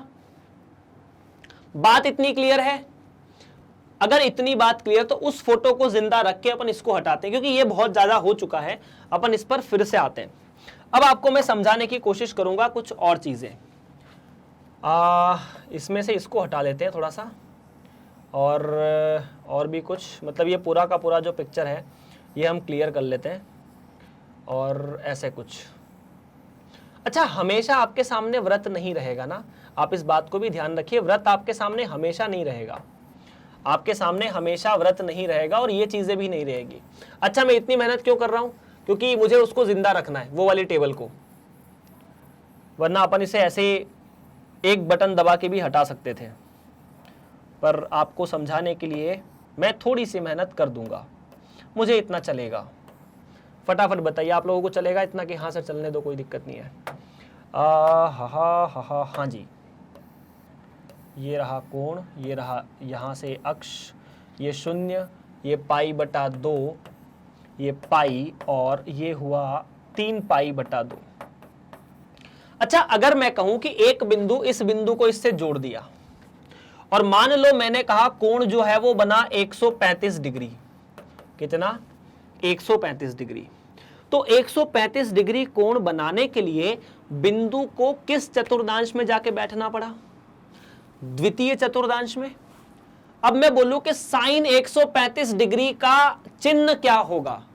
तो आप बोलोगे सर चूंकि कोण को द्वितीय चतुर्दांश में जाके बैठना पड़ा, द्वितीय चतुर्दांश में साइन थीटा धनात्मक होता है इसीलिए यह धनात्मक है। मैंने आपको यह बताया था कि हम इस वाले कोण के साथ मेजरमेंट कर रहे हैं, लेकिन वास्तव में हमारे लिए कोण क्या था, धनात्मक एक्स अक्ष से लिया गया कोण। तो ये वाले कोण को नहीं नाप रहे अपन, किसको नाप रहे, इसको नाप रहे। तो अपन ने कहा कि 135 डिग्री पर जो साइन थीटा है वो धनात्मक, अगर मैं कहूं cos 135 तो आप कहोगे ऋणात्मक, tan 135 ऋणात्मक। बात क्लियर है कि नहीं है, क्लियर है। अच्छा अगर मैं ऐसा कहूं कि ये जो कोण बना है -30 डिग्री बना है, चलिए बताइए -30 डिग्री के कोण में साइन थीटा कैसा होगा। तो -30 डिग्री चलने के लिए मैं यहां से इस दिशा में 30 डिग्री आऊंगा, इस दिशा में 30 डिग्री आऊंगा तो कौन से चतुर्दांश में पहुंचूंगा, सर मैं चौथे चतुर्दांश में पहुंचूंगा, और चौथे चतुर्दांश में साइन थीटा ऋणात्मक है। चूंकि साइन थीटा ऋणात्मक है तो चौथे चतुर्दांश में साइन -30 का मान जो भी आए पर वो ऋणात्मक होगा। अभी मान क्या आएगा इस पर अपन ज्यादा बहस नहीं करेंगे, ठीक ठीक। अच्छा अगर मैं ऐसा बोलूं कि चलिए मैं गया -100 डिग्री पर, है ना, इसको रेडियन में भी लिख सकते हैं, चिंता की बात नहीं है। -100 डिग्री पर कौन से चतुर्दांश में गए, -100 डिग्री सर यहां कैसे पहुंचे, आपको कैसे पता चला। तो देखो यहां से यहां तक आने के लिए, यहां से यहां तक आने के लिए 90 डिग्री चलना पड़ता, तो 100 के लिए थोड़ा और आगे जाएंगे, मतलब इस वाले चतुर्दांश से आगे निकल जाएंगे। तो 100 का मतलब तीसरे में पहुंचे, तीसरे में साइन कॉस ऋणात्मक tan धनात्मक, बस ठीक। अब इसको याद रखने की ट्रिक पर बात कर लेते हैं। हाँ वो जरूरी है सर, वो इसलिए जरूरी है क्योंकि अभी तो आपने बताया हमें समझ में आया, हम इसे याद भी रखेंगे कब तक, जब तक कि शाम नहीं होती। और अगर हम, या आज की रात हम सोते नहीं, जैसे ही हम सो जाएंगे सुबह उठेंगे हम भूल जाएंगे, तो हमें ट्रिक तो चाहिए, है ना। खैर वो भी मिलेगी, चिंता ना करो। देखो यार बड़ा आसान सा ट्रिक है, ये प्रथम चतुर्दांश, द्वितीय चतुर्दांश, तृतीय चतुर्दांश की कहानी है। यहां लिख दो ऑल, ऑल मतलब सभी, सभी मतलब sine theta cos theta tan theta धनात्मक है, sign theta cos theta tan theta धनात्मक है, तो कोसेक सेक और कॉट भी धनात्मक है। यहां लिख दो एस, ठीक, यहां लिख दो सी, और सी नहीं, यहां लिख दो टी, क्या लिख दो, टी, है ना, जो कि यहां टेन धनात्मक है और यहां कॉस धनात्मक है। पहले में सब धनात्मक है, दूसरे में एस मतलब साइन धनात्मक है, तीसरे में टी मतलब टेन धनात्मक है, चौथे में सी मतलब कॉस धनात्मक है। तो इसे याद रखने के कुछ कुछ तरीके हैं। पहला स्टेटमेंट होता है all school to college, all school to college मतलब कहने का कि आप पहले में तो समझो कि ऑल, दूसरे में एस, तीसरे में टी, चौथे में सी, ये पहला तरीका। दूसरा तरीका ऐसा हो सकता है, ठीक है, ऐड शुगर टू कॉफी, ये भी है, मतलब जो आपकी मर्जी, याद रख लो यार। ऐड शुगर टू कॉफी मतलब यहां का पहला ए मतलब ऑल, एस मतलब साइन, टी मतलब टेन और सी मतलब कॉस, ठीक है sir, done. So that's the case. ये है चिन्हों के बारे में, किसके बारे में, त्रिकोणमितीय अनुपातों के चिन्हों के बारे में। अभी कहानी खत्म नहीं होती क्योंकि कहानी अभी तो शुरू हुई है। सो हम लोगों ने यह देखा कि किस तरह से हम त्रिकोणमितीय फलनों को परिभाषित करते हैं और किस तरह से त्रिकोणमितीय फलन के जो मान हैं वो बदलते हैं। इतनी बात क्लियर है, किस तरह त्रिकोणमितीय फलन के मान धनात्मक ऋणात्मक हो सकते हैं, किस चतुर्दांश में होते हैं, किस चतुर्दांश में नहीं होते। आगे बढ़ते हैं अगले टॉपिक की तरफ जो कि आपके लिए और ज्यादा इंपॉर्टेंट है। टॉपिक है प्रांत और परिसर। अच्छा, प्रांत और परिसर हम लोगों ने संबंध और फलन में पढ़ा है। क्या आप लोगों को याद है कि आप कमेंट कर सकते हैं कि प्रांत और परिसर का मतलब क्या था? प्रांत और परिसर का मतलब था अगर कोई एक फलन है, पहली बात तो है कि हम प्रांत परिसर संबंध में परिभाषित करते हैं और संबंध का अगला स्टेप फलन होता है। तो अगर हम फलन की बात कर रहे हैं तो फलन के अंदर प्रांत परिसर तो होने चाहिए। तो अगर कोई एक फलन है जिसका एक प्रांत है, जिसका एक परिसर है, तो त्रिकोणमितीय फलनों में भी प्रांत और परिसर होना चाहिए। समझाऊं या लिखा दूं? दोनों काम कर सकते हैं अपन समझते हैं, चिंता की कोई बात नहीं होनी चाहिए। उसके बाद इनके आरेख भी देखने, मतलब ये जो अभी टॉपिक चल रहा है ना एक्सरसाइज आने के पहले, वो काफ़ी इंपॉर्टेंट है। और इम्पॉर्टेंट इसलिए है क्योंकि बिना उसके आपको बहुत सी चीज़ें समझ में नहीं आएगी। ठीक है, तो त्रिकोणमितीय फलनों का प्रांत तथा परिसर देखो यार, सबसे पहले सबसे छोटा जहां से शुरुआत होती है वो है साइन थीटा। अगर मैं लिखता हूं एफ एक्स बराबर साइन एक्स, एफ एक्स बराबर साइन एक्स लिखने का मतलब है कि फलन एक एफ एक्स नाम का फलन है जो साइन एक्स से परिभाषित है, मतलब हम एक्स के जो मान रखेंगे वो प्रांत कहलाएंगे, और उसके बाद जो आपको मान मिलेंगे साइन एक्स के माध्यम से वो कहलाएंगे आपके परिसर।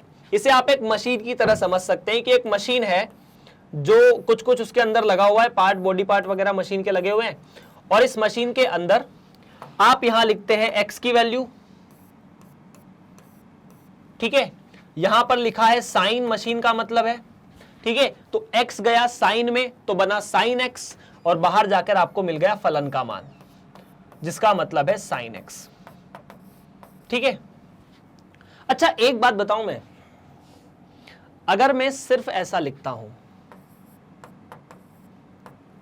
इसका कोई मतलब नहीं है, ये चीज मीनिंगलेस होती है। मीनिंगलेस मतलब बिना कोण के साइन का मतलब ही नहीं है, बिना कोण के साइन का मतलब नहीं है। बिना कोण का साइन वैसा ही है जैसा बिना इंजन की रेलगाड़ी, हालांकि उसका भी कुछ ना कुछ मतलब होता है कि चलो रख दिए बोगियां, कोई सोता होगा, कोई रहता होगा, लेकिन बिना कोण के साइन का कोई मतलब नहीं है। जब तक कोई कोण नहीं है साइन का मतलब नहीं है। कॉस, टेन, कॉट त्रिकोणमितीय फलन, त्रिकोणमितीय अनुपात बिना कोण के परिभाषित नहीं हो सकते हैं, है ना। तो अगर आपसे कोई पूछे कि साइन का मतलब क्या, तो बोल दो कुछ नहीं। बोले क्यों कुछ नहीं, तो बोल देना साइन तभी कोई मतलब देता है जब उसका कोई कोण होता है। ठीक है, तो अगर कोई बोलते कि साइन थीटा का मतलब क्या है, तो ठीक है, थीटा कोण तो है, भले ही उसका मान नहीं पता, लेकिन कोण का कोण बता तो दिया कि साइन के आगे कोण लिखा हुआ है। चलिए, तो सबसे पहले इसके बारे में बात करते हैं, इसे एक त्रिभुज के माध्यम से समझने की कोशिश करते हैं ना। मान लो ये कोण है और ये P है, इस कोण के सामने की भुजा, और ये H है और ये B भी है, ऐसा भी देख सकते हैं। तो हमने लिखा कि साइन एक्स जो है वो P बटा H है, और यहां चूंकि आप लोग गलत कुछ समझो, इसके पहले इसे x मान लेते हैं कि ये कोण x है। ये x रेडियन में हो सकता है, डिग्री में हो सकता है, वो उसकी समस्या है। P बटा H। अच्छा, किसी भी त्रिभुज में अगर त्रिभुज समकोण त्रिभुज है तो सबसे बड़ी भुजा कौन सी होती है, तो सर सबसे बड़ी भुजा जो होती है वो H होती है। तो इसका मतलब कि H जो है वो सदैव P से बड़ा है। लेकिन हम त्रिकोणमितीय फलन पढ़ते समय ऐसा बोलते हैं कि जैसे मान लीजिए ये त्रिभुज था, यहाँ ये H था, ये P था, कभी कभी कोण बढ़ाते बढ़ाते हम बोल देते हैं कि H और P बराबर हो गए।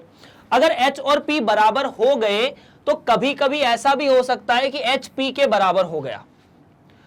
तो देखो, ये H या तो P के बराबर है या P से बड़ा है। इसका मतलब P बटा H सदैव 1 से छोटा रहेगा। किससे छोटा रहेगा? 1 से। तो अगर मैं लिखता हूं, अच्छा पहले तो अपन x का मान देख लेते हैं कि x का मान क्या हो सकता है। पहले प्रांत देख लेते हैं, पहले देख लेते हैं प्रांत। प्रांत का मतलब क्या है ना, तो प्रांत का मतलब ऐसा है, प्रांत का मतलब आप x के मान क्या क्या रख सकते हैं। तो हमने कहा x का जो मान है वो निकालने के लिए मुझे ये देखना पड़ेगा कि किस x के मान पर sin x परिभाषित नहीं होता। तो देखिए, जैसे जैसे x बढ़ता जाएगा ये 90 डिग्री पहुंचेगा, वहां sin x का मान 1 आता है, उसके बाद बढ़ता चला जाएगा। मतलब x का आप कुछ भी मान रखो, sin x को फर्क नहीं पड़ता। इसीलिए इसका जो प्रांत है वो सारी वास्तविक संख्याएं हैं। सारी वास्तविक संख्या मतलब आपको साइन 0 का मान मिलेगा, sine 1 degree, sine 2 degree, sine 3 degree, sine 4 degree, sine 10 radian, sine √3 radian, sine √5 radian. आप पूछेंगे कि साइन 0.001 का मान क्या है, आपको वो भी मिलेगा। तो प्रांत में आप कोई भी वास्तविक संख्या रख सकते हैं, लेकिन जब परिसर की बात आती है तब दिक्कत हो जाती है। परिसर का मतलब है चूंकि ये p जो है वो h से सदैव छोटा है, तो h/p एक अधिकतम हो सकती है। कितना? अधिकतम 1 हो सकता है। और उसके बाद हमने ये भी देखा कि कभी कभी p ऋणात्मक हो जाता है, तो अगर p ऋणात्मक हो सकता है तो ये -1 भी आ सकता है, 0 भी आ सकता है। तो परिसर का मतलब है साइन x का जो परिसर है वो -1 और 1 के बीच में होता है। साइन x का जो मान है वो सदैव -1 और 1 के बीच में होता है। ये इसका परिसर है। मतलब अगर आपसे कोई पूछे कि साइन x का मान 2 कब होगा, तो बोल देना सपने में। ठीक है, साइन x का मान -3 कब होगा, बोल देना सपने में। तो फटाफट नोट कर लो, साइन x का प्रांत और परिसर काफी इंपॉर्टेंट टॉपिक है, काफी इंपॉर्टेंट आपके काम में आने वाली चीज है। तो अगर साइन x हो चुका हो तो अपन अभी बात कर लेते हैं cos x के बारे में। cos x क्या कहता है? cos x कहता है कि यार बाकी सब तो ठीक है, पर मेरी जो परिभाषा है वो लिखा जाता है b/h। अब हमें यह पता है कि sin x और cos x में कोई अंतर नहीं, मतलब यहां पर आप x का मान जो भी रखो, कोसेक कभी अनंत नहीं होता। इसका मतलब है आप यहां पर भी इसका जो प्रांत है वो समस्त वास्तविक संख्याएं रख सकते हैं। मतलब आप कोण का मान कुछ भी रखो, आपको कुछ ना कुछ परिभाषित x या cos x का मान मिल जाएगा, या परिमित cos x का मान मिल जाएगा। लेकिन आपको यह पता है कि जो b है वो भी h से छोटा या उसके बराबर हो सकता है। जैसे ये कोण है, ये आधार मान लो, तो ये इसके बराबर हो सकता है कभी। इसीलिए इसका जो परिसर है वो भी 1 और -1 के मध्य ही लिखा जाता है। कितना? 1 और -1 के मध्य। तो मुद्दे की बात ऐसी है कि साइन x और कोसेक का जो परिसर है वो 1 और -1 के मध्य है। तो मुद्दे की बात करते हैं, है ना। मुद्दे की बात, एक छोटी सी टेबल बनाते हैं। हम उस टेबल में लिखेंगे कि कौन से फलन का क्या प्रांत और क्या परिसर है, बस। आप साइन x और कोसेक x का प्रांत परिसर लिख चुके हैं, चाहे तो फटाफट नोट कर लीजिए ताकि मैं आगे बढ़ता हूं। और मुझे आगे बढ़ने के लिए चाहिए आप लोगों की फटाफट हाँ कि हाँ सर हम तैयार हैं, आपको आगे बढ़ लेना चाहिए। और हम बात करते हैं अगली। तो एक छोटी सी टेबल में बना रहा हूं, उस टेबल के अंदर में साइन x cos x, मतलब सबसे पहले अपन लिख लेते हैं कि भाई साहब फलन कौन सा है। हमने लिख लिया कि फलन कौन सा है ना, ठीक है। और उस फलन के साथ में मैं यहां लिख दूंगा कि इसका प्रांत क्या है, और प्रांत के साथ में लिख दूंगा परिसर क्या है। हो सकता है कहीं जगह थोड़ी आपकी कम ज्यादा पड़ जाए, लेकिन चूंकि आपको और भी कुछ बताना है तो मुझे इतने में ही चीजें मैनेज करनी होगी। ठीक है, थोड़ा सा फलन को अपन छोटा लिख सकते हैं, थोड़ा इधर लिख दूंगा फलन को, चलेगा। फलन, चलिए फटाफट ये फलन, ठीक है, ये प्रांत और ये उसका परिसर हो जाएगा। तो अपन ने दो फलनों को अभी देख लिया है। फलन पहला कौन सा? पहला तो फलन सर साइन x था, तो साइन x का प्रांत, आप कोई भी वास्तविक संख्या रखो, इसे फर्क नहीं पड़ता। और परिसर में इसका जो मान है वो -1 और 1 के मध्य आएगा। उसके बाद आपने बताया कि cos x है, तो cos x में भी आप कोई भी वास्तविक संख्या रखो x की, इसे फर्क नहीं पड़ेगा, लेकिन इसका जो भी मान है वो -1 और 1 के मध्य आएगा। अब देखना क्या होगा। अगर कोई आपसे पूछे कि साइन x का मान कभी 3 हो सकता है, कह देना नहीं। अगर कोई पूछे कि क्या cos x का मान 2 हो सकता है, कह देना नहीं। मैंने इंटरनेट पे एक चीज पढ़ी थी, एक बंदे ने बहुत प्यारा जवाब दिया था कि क्या cos x का मान हम 1 से बड़ा कर सकते हैं। तो उस बंदे का जवाब था कि हाँ बिल्कुल कर सकते हैं, और आप कर दीजिए। अगर आप ऐसा कर देंगे तो आपको नोबेल प्राइज मिल जाएगा। तो बेसिकली ये कभी मान 1 से बड़ा नहीं, 1 हो सकता है। कोसेक या कॉस का मान 1 होगा, साइन का मान 1 होगा, साइन का मान 0, कॉस का मान 0, दोनों हो सकते हैं। ये दोनों एक साथ नहीं हो सकते ना। क्या साइन का मान 1 -1, कॉस का मान -1 हो सकता है। मतलब इसी अंतराल के बीच में इनके मान रहेंगे। साइन का मान 0.5 हो सकता है, 0.6 हो सकता है, 0.3 हो सकता है, चलेगा, ठीक है। अब आते हैं अपन कॉस पर या tan पर। तो देखना tan क्या कहता है। tan x कहता है कि यार मैं तो sin x बटा cos x होता हूं। ध्यान से सोचना, है ना। तो चूंकि tan x को परिभाषित होना चाहिए, तो sin x और cos x का मान कुछ भी हो सकता है। हमने कहा हो सकता है, मान लो sin x का मान 0.2 हुआ या 0.2 हुआ, cos x का मान 0.75 हुआ, कुछ भी हुआ चलेगा। tan x का कुछ ना कुछ मान आ जाएगा। अच्छा, अगर गलती से मैंने आपको यह बताया था, मतलब गलती से क्या बताया था, मतलब बताया था गलती से आप जो गलती कर सकते हैं ऐसा लिखते समय कि जो भी हम अंश बटा हर लिखते हैं ना, उसमें हर कभी शून्य नहीं होना चाहिए। मतलब जब मैं tan x को परिभाषित करता हूं तो मैं tan x को परिभाषित करते समय इस बात का जरूर ध्यान रखूंगा कि कभी cos x शून्य ना हो जाए। क्या हो जाए? कभी अगर tan x परिभाषित होगा तो cos x को शून्य नहीं होना होगा। तो सीधी सीधी बात है, cos x कहां कहां शून्य होता है? तो सर cos x शून्य होता है 2n + 1 पाई बटा 2 पर।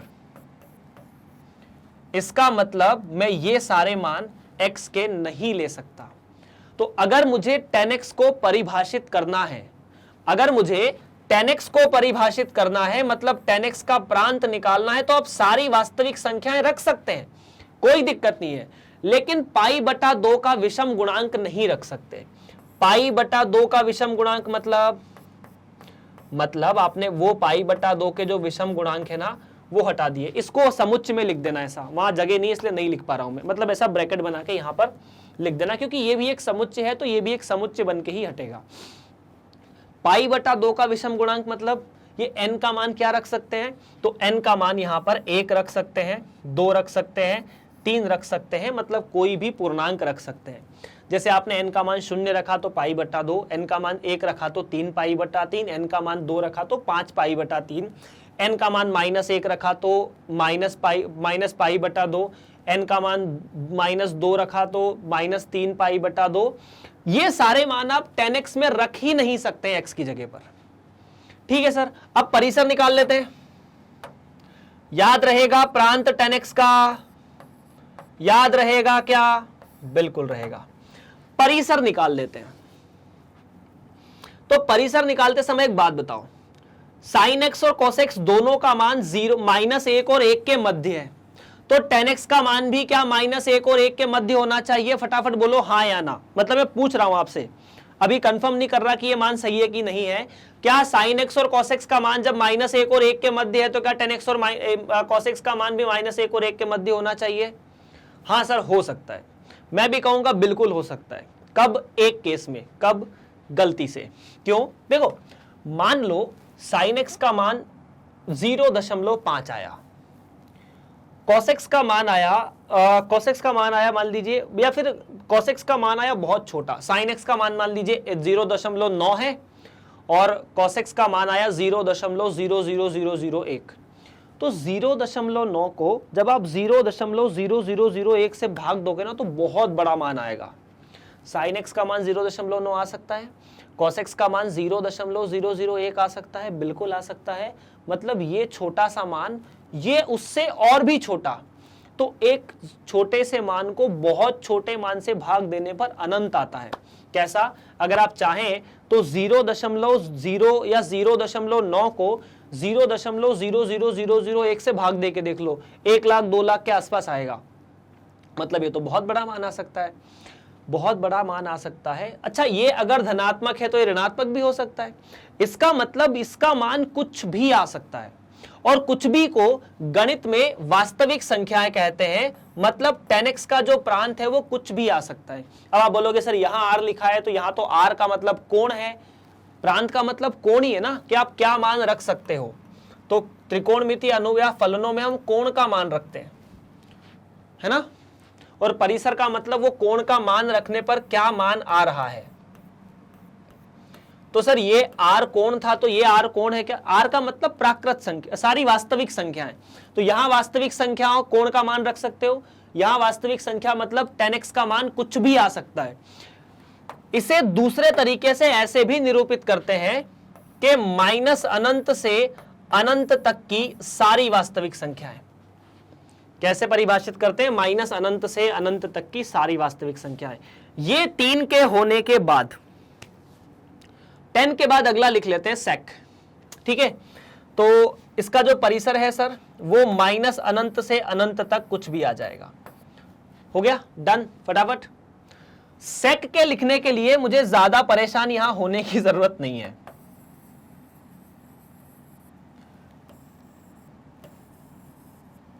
जब मैं सेक को निकालता हूं या सेक एक्स का प्रांत निकालने जाऊंगा, किसका? सेक एक्स का, तो सोचो यार एक बार कि सेक एक्स क्या होता है? 1/cos x। और अगर सेक एक्स को परिभाषित होना है तो cos x कभी शून्य नहीं होना चाहिए, शून्य नहीं होना चाहिए, तो ये नहीं होना चाहिए। तो जो tan x का प्रांत है क्या वही sec x का प्रांत होना चाहिए?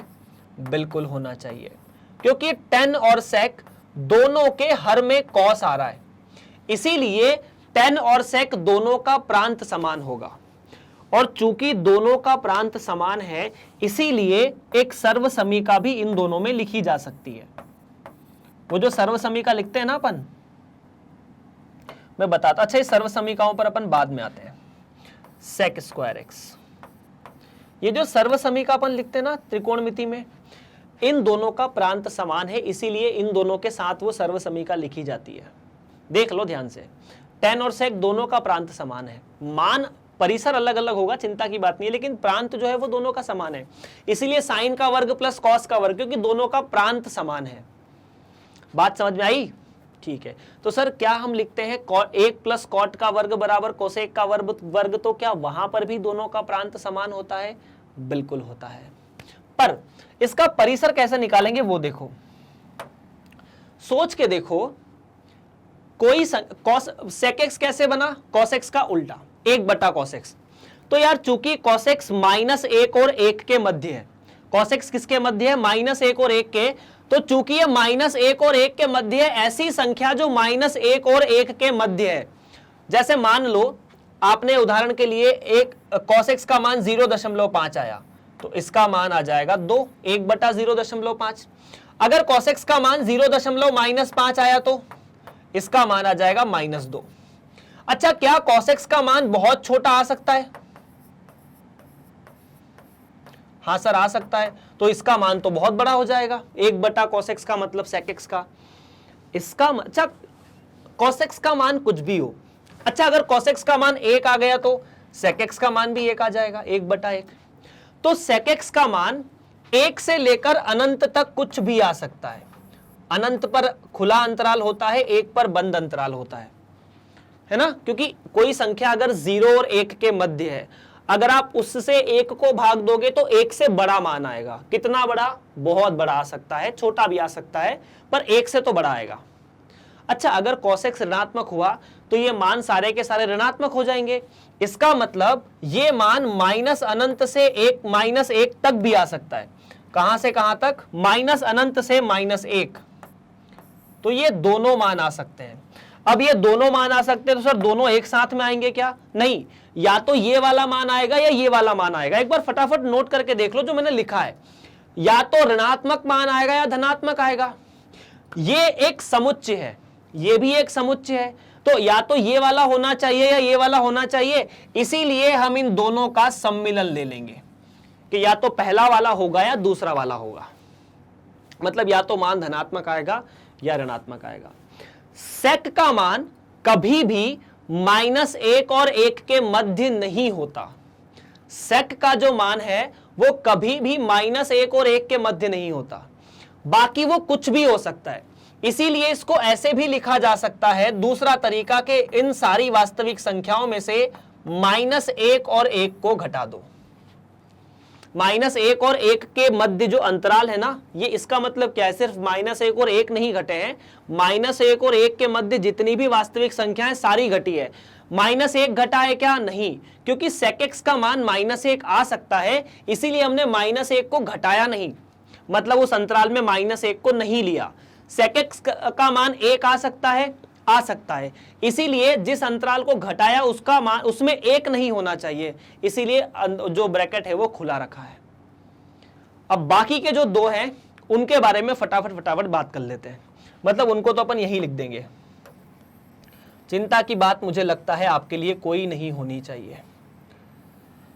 हाँ, ये cosec sec x हो चुका है, और चूंकि cosec sec x हो चुका है बाकी बातें भी अपन कर लेते हैं।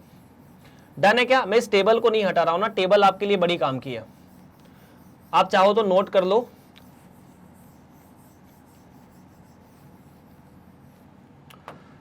One by one. अगला पॉइंट आता है cot x का।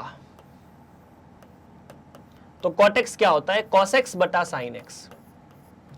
और चूंकि cot x परिभाषित होना चाहिए तो इसकी परिभाषा के लिए sin x को कभी शून्य नहीं होना चाहिए, और अगर sin x शून्य नहीं है तो मैं लिख दूंगा sin x can not be equal to 0 अगर मैं परिभाषा करता हूं cot x की। तो sin x कहां 0 नहीं होता है? हमने पढ़ा था कि x बराबर n पाई पर sin x 0 होता है, तो x कभी n पाई नहीं, n पाई मतलब x का मान पाई ना हो, 2 पाई ना हो, 3 पाई ना हो, 4 पाई ना हो। तो इसका जो प्रांत है वो बड़ी आसानी से लिखा जा सकता है। कैसे? इसका जो प्रांत है वो लिखा जाएगा समस्त वास्तविक संख्याओं में से आप n पाई को घटा दो।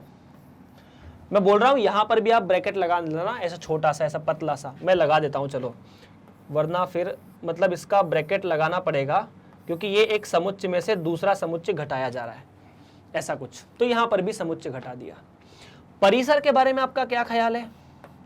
तो जैसा हमने sec x का परिसर निकाला वैसे ही, या जैसे हमने tan x का परिसर निकाला वैसे ही हम cot x का परिसर भी निकाल सकते हैं। तो इसका भी जो परिसर है वो सारी वास्तविक संख्याएं आ जाएगा, कुछ भी आए, cot x का मान कुछ भी आ सकता है। इन दोनों का प्रांत परिसर यही लिख देता हूं क्योंकि उधर स्पेस बची नहीं है टेबल में। आप जो अपनी कॉपी में टेबल बनाइए उसमें इनका प्रांत परिसर लिख लेना। अगला आता है cosec x, आखिरी सवाल या आखिरी काम की जानकारी। तो cosec x क्या होता है? 1 बटा sin x। अब इसको परिभाषा जैसा sin x में cot x में sin x ने किया वैसा ही cosec में करेगा, तो इसका तो प्रांत वैसे ही जैसा अभी आया है। प्रांत का मतलब प्राकृत समस्त वास्तविक संख्याओं में से पाई के गुणांक हटा दो, है ना? ठीक है। और परिसर, तो परिसर वैसे ही जैसे हमने sec का निकाला। क्यों ऐसा? क्योंकि ये भी 1 बटा sin x है, sin x का मान -1 और 1 के बीच में है, तो इसका भी जो मान है वो माइनस अनंत से -1 यूनियन 1 से अनंत। अगर आपको कोई बोले सपने में उठाकर भी कि बताइए कि cosec x 0.2 कहां आ सकता है, तो बोल देना कहीं पर भी नहीं। ऐसा क्यों? क्योंकि अगर वो 0.2 आएगा तो ये सब कहानी गलत हो जाएगी। cosec x का मान सदैव 1 से बड़ा होता है या -1 से छोटा होता है। तो अब छोटे छोटे ऑब्जर्वेशंस आप यहां कर सकते हैं। ऑब्जर्वेशन नंबर 1, sin x और cos x का प्रांत परिसर दोनों बराबर है। दूसरा, tan x और sec x का प्रांत परिसर बराबर है, इसीलिए इनमें एक सर्वसमीका होती है 1 + tan का स्क्वायर बराबर cos स्क्वायर। cot x और cosec x का भी यहां पर प्रांत परिसर होता है कि 1 + cot का स्क्वायर बराबर cosec स्क्वायर। tan और cot जो कि एक दूसरे के उल्टे हैं, इसीलिए इनका परिसर बराबर है। अच्छा, tan और मैंने प्रांत परिसर बराबर बोल दिया क्या? दोनों में नहीं, मतलब दोनों में प्रांत बराबर होता है ना, cot और cosec में, tan sec में। उसके बाद cosec और sec दोनों का परिसर बराबर होता है। ठीक है, बाकी ऐसे ही आपको याद करना पड़ेगा। ये टेबल भी आपको याद करनी है, मेमोराइज करनी है, इसकी कोई ट्रिक नहीं है वैसे तो यार, मतलब जो जो ट्रिक है मैंने बता दी याद करने के लिए। उन 3 सर्व समीकाओं से आप प्रांत बराबर याद रख सकते हैं। सर्व समीका sin का वर्ग प्लस cos का वर्ग, इसीलिए दोनों का प्रांत बराबर। 1 + tan का वर्ग बराबर sec का वर्ग, इसीलिए दोनों का प्रांत बराबर। cot का वर्ग प्लस 1 बराबर cosec का वर्ग, इसीलिए दोनों का प्रांत बराबर। ठीक, tan और cot एक दूसरे के उल्टे होते हैं, इसलिए दोनों का परिसर बराबर। ठीक है, sin और cos का परिसर बराबर, इसीलिए sec और cosec का परिसर भी बराबर है। तो ये था प्रांत और परिसर के साथ इस सवाल में बहुत सी जानकारी। आगे बढ़ते हैं, अगले सवाल तो ही मतलब ये कॉन्सेप्ट के बारे में थी। और अब आपके सामने कुछ परेशानियां आती है। परेशानी नंबर 1, देखना कुछ बड़ी चीजें होगी। यदि cos x -3/5 हो और x तृतीय चतुर्थांश में स्थित है तो अन्य 5 त्रिकोणमितीय फलनों के बारे में ज्ञात बातें या उनके मान आपको ज्ञात करने हैं। आपको दिया गया है सवाल में कि cos x जो है वो है 3/5 ऋणात्मक चिन्ह के साथ। आपको क्या क्या पता करना है? तो आपको पता करना है बाकी sin x, tan x, sec x, ठीक है, उसके अलावा cosec x और बचा हुआ cot x। तो बिना किसी समस्या के एक अनुपात तो मैं यहां तुरंत लिख सकता हूं कि अगर cos x का मान -3/5 है तो sec x का मान -3/5 होगा या 5/3 होगा। इसका उल्टा ही तो होता है, चिन्ह वाइज भी उल्टा होता है। अब आपको यह बोला है कि x तृतीय चतुर्थांश में है, सब कुछ भूल जाओ। पहली स्टेप तो यह करो कि आप एक त्रिभुज बना लो, उसमें x नाम का एक कोण लिख दो और बोला गया है कि cos x -3/5 है, वो माइनस को भूल जाओ, cos लिख दो 3/5। ठीक, कर्ण लंब आधार जो है वो 5 होना चाहिए और कर्ण होना चाहिए, आधार जो है वो 3 होना चाहिए, कर्ण 5 होना चाहिए। तो पाइथागोरस प्रमेय याद करें या पाइथागोरस ट्रिपलेट याद कर सकते हैं, ये 4 आ जाएगा। ये मतलब ये अपना काम है, जो अपन कर रहे हैं ना उसको अपन लाल कलर से लिख देते हैं यहां पर। ये इस त्रिभुज में ये कितना है सर? तो ये आ जाएगा 4। आपके सामने त्रिभुज कंप्लीट है। अगर त्रिभुज कंप्लीट है तो sin x आपने लिख दिया 4/5, अभी रुकना। tan x आपने लिख दिया 4/3। tan x क्या लिख दिया? 4/3। cosec x तो सर साइन का उल्टा मतलब 5/4 और cot x tan का उल्टा मतलब 3/4। अभी रुको, अभी मजा आएगा। मजा यह आएगा कि चूंकि x तृतीय चतुर्थांश में है, तृतीय चतुर्थांश में कौन धनात्मक होता है? tan। तो इसके आगे धनात्मक चिन्ह, ये भी धनात्मक, क्योंकि tan धनात्मक तो cot भी धनात्मक। sin तृतीय चतुर्थांश में ऋणात्मक, ये भी ऋणात्मक। मुझे कैसे पता चला?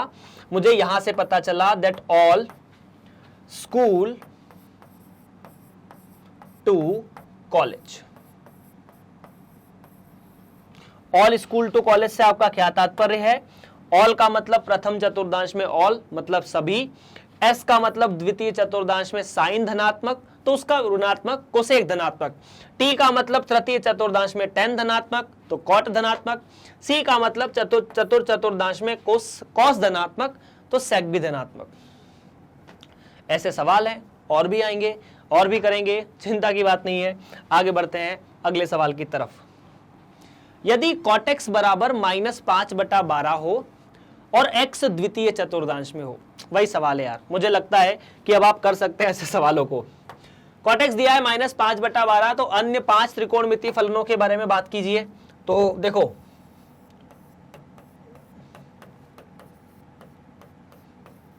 अगर ये दिया है तो ये तो हमें ऑलरेडी दिया हुआ है। अब हमें बात करनी है अन्य 4 त्रिकोणमितीय फलनों के बारे में। हाँ जी, कौन कौन सा? sin x तो कोसेक x मिल जाएगा, ठीक है। उसके बाद cos x तो sec x मिल जाएगा। वो त्रिभुज बना लेते एक बार। त्रिभुज क्या बोल रहा था कि cot x जो है वो 5/12 है। तो अगर ये x है तो cot क्या होता है? आधार बटा लंब। तो ये आधार और ये लंब, वो ऋणात्मक चिन्ह को भूल जाओ। तो ये होना चाहिए 13। पाइथागोरस थ्योरम लगा दो, ये कर्ण है 13 होना चाहिए, ये लंब होता है।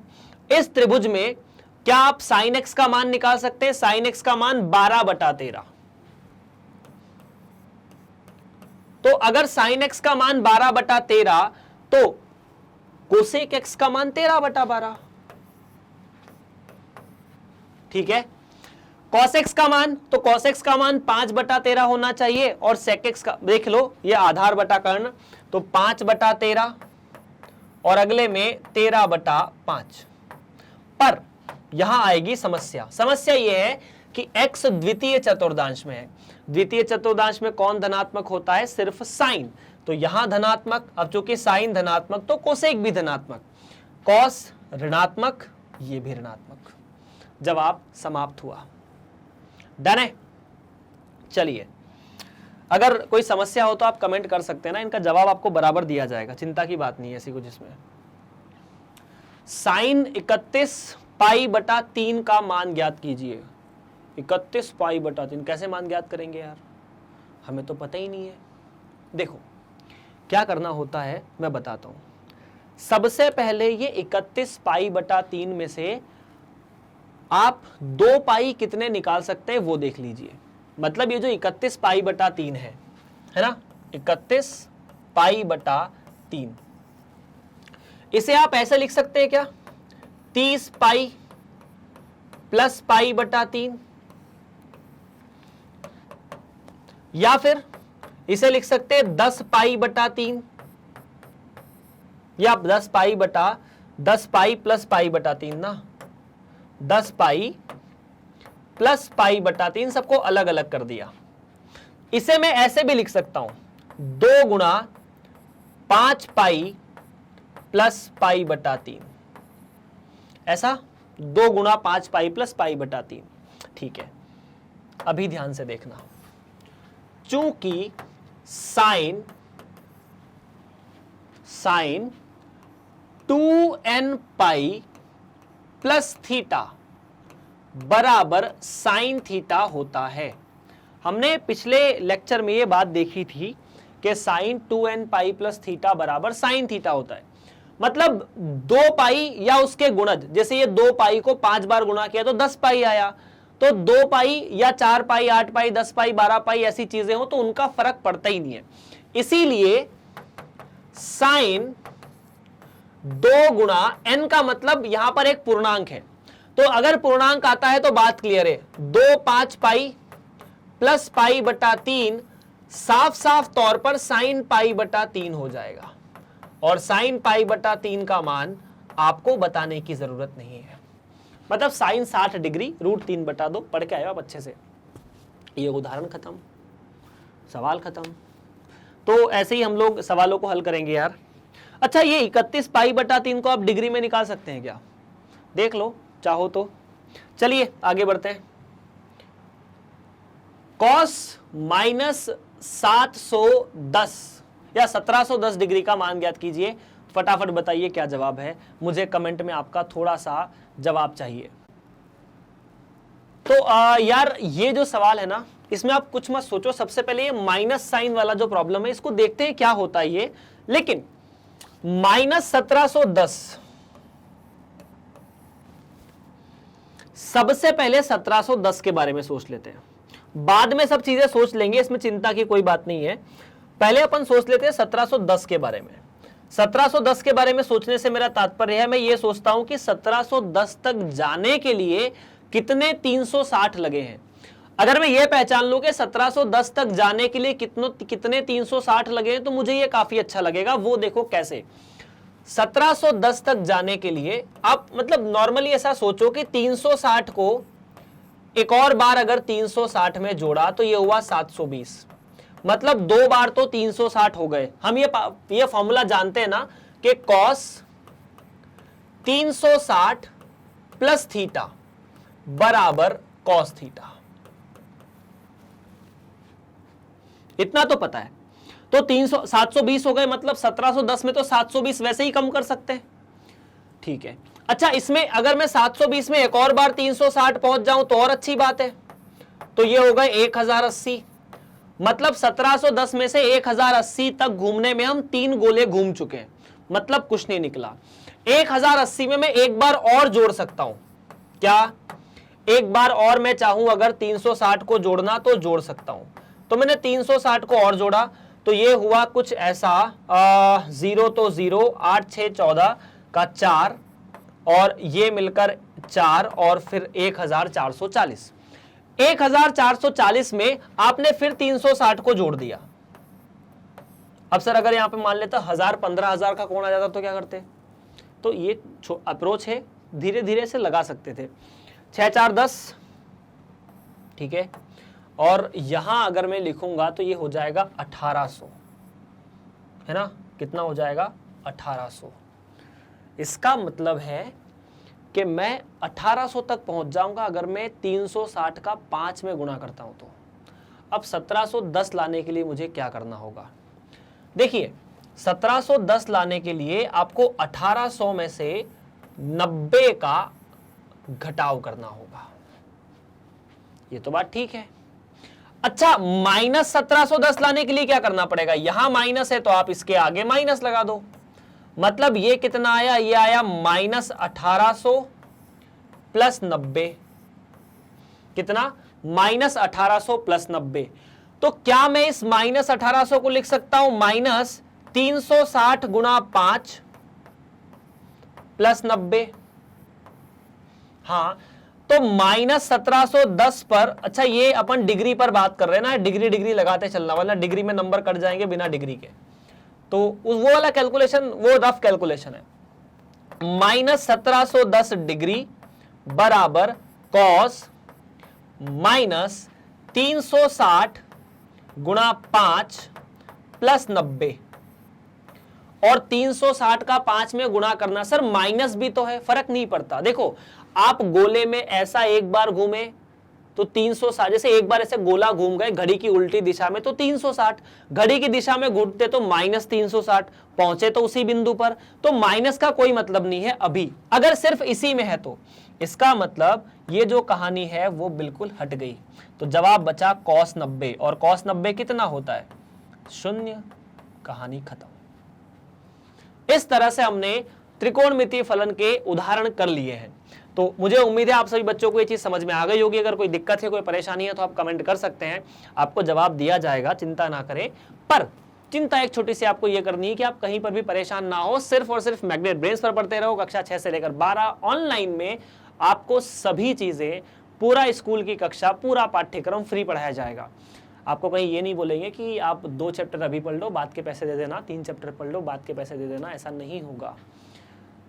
आप इस लेक्चर को लाइक कीजिए, सब्सक्राइब कीजिए और शेयर कीजिए, वो बहुत ज़रूरी है आपके लिए भी, आपके दोस्तों के लिए पर भी।